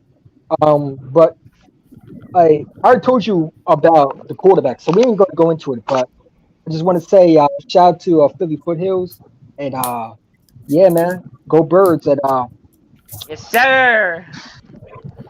fly goes fly. Yes, sir. Let's Go, go. You gonna give us a record? I mean, you gonna give us our record prediction? You gonna give us a prediction, a season prediction? Yeah, bud. I'm just gonna say this. Hold on, I'm censored. Go ahead, champ. Give us your prediction real quick. I'm just gonna say that I think we're gonna come out and win the division. That's all I'm gonna say. I don't want to give a record prediction, but I'm just gonna say we're gonna win the division. I can respect it. Yep, me too. Go ahead, uncensored. Yeah, man. My high is 11. My low is 8. So that's what. That's pretty good. To me, that's right around good enough to win the division. So yeah, I think you're right there with. Because we got the weakest division in football, so that could be enough to win the division if Washington We always have the weakest division. doesn't. Exactly. I gotta The go, NFC East guys. is the weakest division in Appreciate y'all football. for letting me in. Yep. All right, guys. Appreciate y'all for One letting thing me in. before we leave, yo. Gotta go. How y'all guys. feeling? Y'all can Go ahead. Go ahead. One thing before we leave, do y'all agree with like our schedule, like how they got it set up? We all got back-to-back games to like week 14, back-to-back home games to like week 14. That's horrible. I mean, I feel like they did us. I respect it because I know it's hard for us being like a team that plays in the East Coast and our times are going to change here and there. But I just feel like it makes sense for us because our schedule is a little bit easier than other teams. So they're going to try to do that for us. So I'm not going to be like a bias and say that it's harder for us, but it is going to be harder for us. But I would say it helps us. It's fair because our schedule is easy, so they kind of made it easier for us. Yeah, our schedule, It's not that in my easy. opinion, is not easy It's either. not that easy. To We be play the honest. Chiefs. Yeah, we got the Bucks. And the Chiefs and other a than lot of other than the Chiefs and Bucks, who's a team that the Eagles really can't beat? I mean, every other game other than the Chiefs and Bucks, they have a chance going into that game. I don't feel like them guaranteed losses either. Like y'all selling a shirt right Exactly. Well, maybe Well, like you one. never know. Any given Sunday or Thursday or whatever day they're playing on, you never know. Yeah, I wanted to play Giants. I wanted the to play the Chiefs and Giants. Bucks are the only guaranteed up, loss. Other If than the any- Chiefs and Bucks, there's no other guaranteed loss. If anything, we should be. Let Lindy go. If anything, we should be encouraged with this kind of schedule because with new coaches along the staff, we want to know if they're up to the challenge, if they have the longevity and in the big moments of games to know the right calls to play, if these players can step up in the moments that they need to and stuff like that. I think it puts them in prime positions moving forward, to say that, in my rookie year, for example, of any of the rookies, like they can say in my rookie year, we went up against this kind of defense, or I had to guard, or I had to guard a guy like I had to guard Mike Evans, or I had to guard, Chris Godwin and one of these top tier receivers that can set me for the future to know that, this is what it's like playing against Pro Bowl players or stuff like that. So, I mean, while it is challenging, it would be good to see this, this team accept the challenge and give us 100% week in and week out. Right, but Yeah, no, but, I on to that, I got bye weekend until what, like week 13, I think, week 14. That's like bad that. too. listen. That's No, I agree with everything Lindy said right there. I just said this on Mitch's channel earlier. You know, the energy that you are getting from these players and coaches alone, you know, if they can carry this energy over for the next 4 months and they can start believing in each other and they can all coincide and be one unit, you know, who knows where this team can go, because football is 90% mental. And if you get these guys starting to believe and they trust the process and everything goes right, you know, who knows where the hell this team can go, man. You know, Yeah, they already turned the page. We just have to write the chapter now. Exactly, man. So, Yep. Right. Very well said. I love the flair that's going into the season for the Eagles. Like guys like Jalen Hurts, I love the flair that he has to him, and a guy like Nick Sirianni. Those two, I love the flair that they both have. man. Yeah, I think we're all really excited about the new coaching staff and everything like that. But yeah, I mean, this has been a really, really fun live stream. It's been a little intense at times, but Yes, sir. Yes, sir. You're approaching 3 hours, bro. You're approaching 3 I know. hours. Yeah. I got to get going here in a minute. So, you know, we're gonna wrap it up here. But I want to thank everybody for joining in. One Trey Rock, thank you for becoming part of the live stream for the first time on the Nest Out West. So I really, really appreciate you, bro. Thank you Yes, for sir. bringing your energy. One Trey Rock, man. Instagram, One Trey Rock 215. Man. You guys Yes, make sure you sir. go sub them up. Go show the love, as we always do as a strong Eagles fan base that we are. So thank you, bro. We really appreciate it. And Lindy, as always, bro, thank you so much for bringing your energy and your insightfulness to the live stream and Nest Out West. Much appreciative of you, sir. You're always bringing that good knowledge. So thank you as well. And Eagles Uncensored, you still there? Yeah, I'm here, buddy. Well, Lindy, let everybody know where they can find you at. My bad. Yeah. Well, Yes, sir. there's new faces in here, and then you know, SG. I would have to imagine that this is going to be one of your top streams so far, being new to the community of content creation, man. So embrace Lindy, it. first 'cause, ever collab, baby. First ever there you collab. go. Let's go. there you go. Bro, remember when me and Lindy, Hunter, and what's called LGB went for like 3 hours?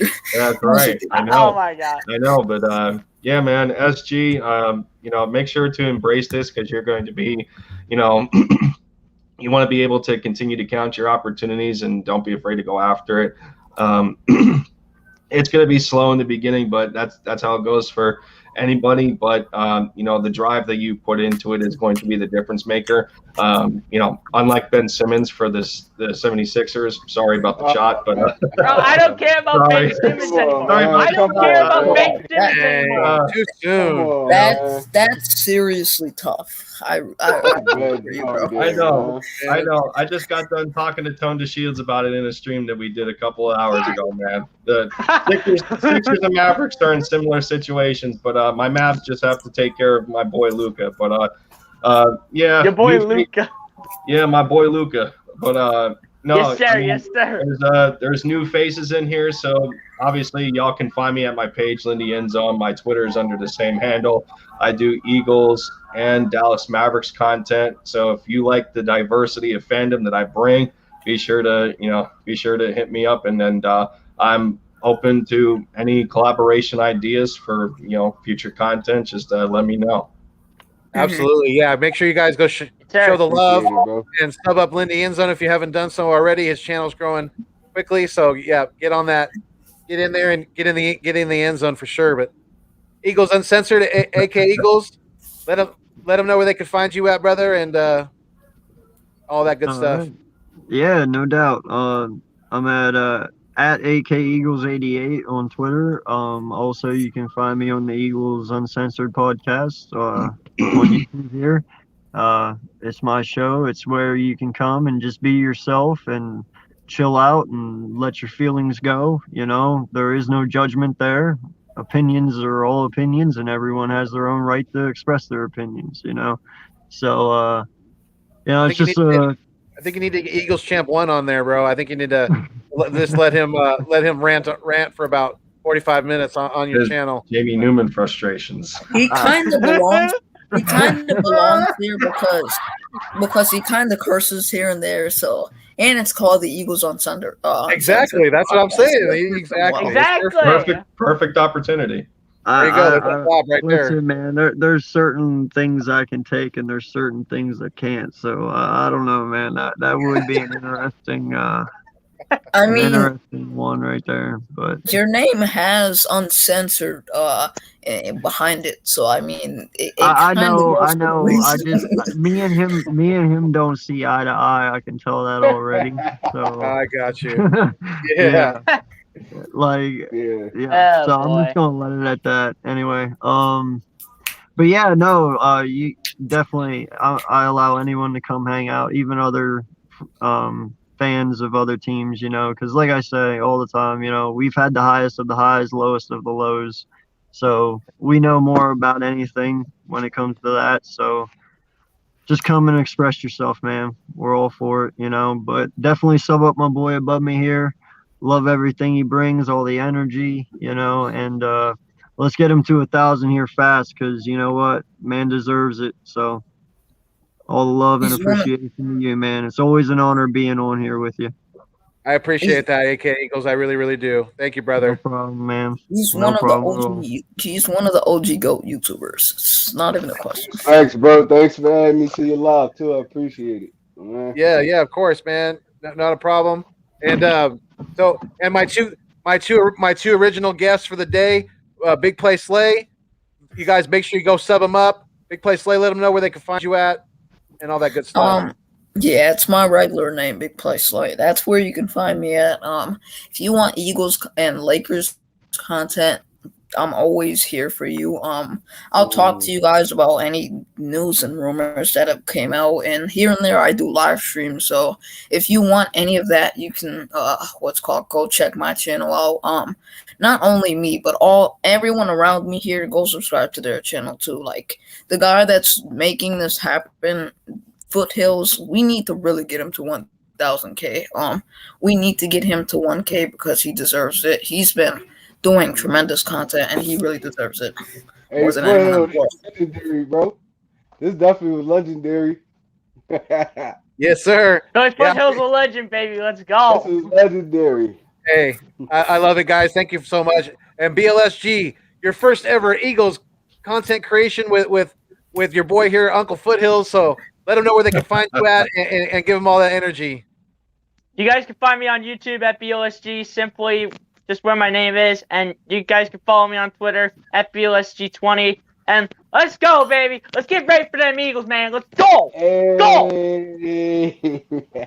Hey, just to let you know, man, I'm doing a live call-in Friday night at around 10 o'clock p.m., so y'all should drop by. We'll definitely try to make that uncensored for sure, man. Sounds good. I'll definitely be there, bro. Were you gonna say something, Andy, before I sign off here? Yeah, I was just gonna say I'm hoping Trey Rock end up looking for everybody, man. Any opportunities, BLSG, any opportunities y'all want to do? You want to come hang out in the end zone, man? Just let me know. We'll get some streams going or whatnot, man. Open door, man. Open door policy. NBA. Wait, Lindy, do you want to do a club anytime soon? I'm with it. I'm with whatever y'all with, man. I love this. Yeah. This The energy here is unmatched, and I will absolutely collab with each and every one of you. I would not hesitate doing so, and just like all my subscribers, I love and appreciate each and every one of you guys that has contributed to the show today, and then until we meet again, we fly together, we die together. Eagles fans for life, and stay mean, stay green. Thanks for viewing me on your screen. And as always, most importantly, keep it fuego. Yes, sir.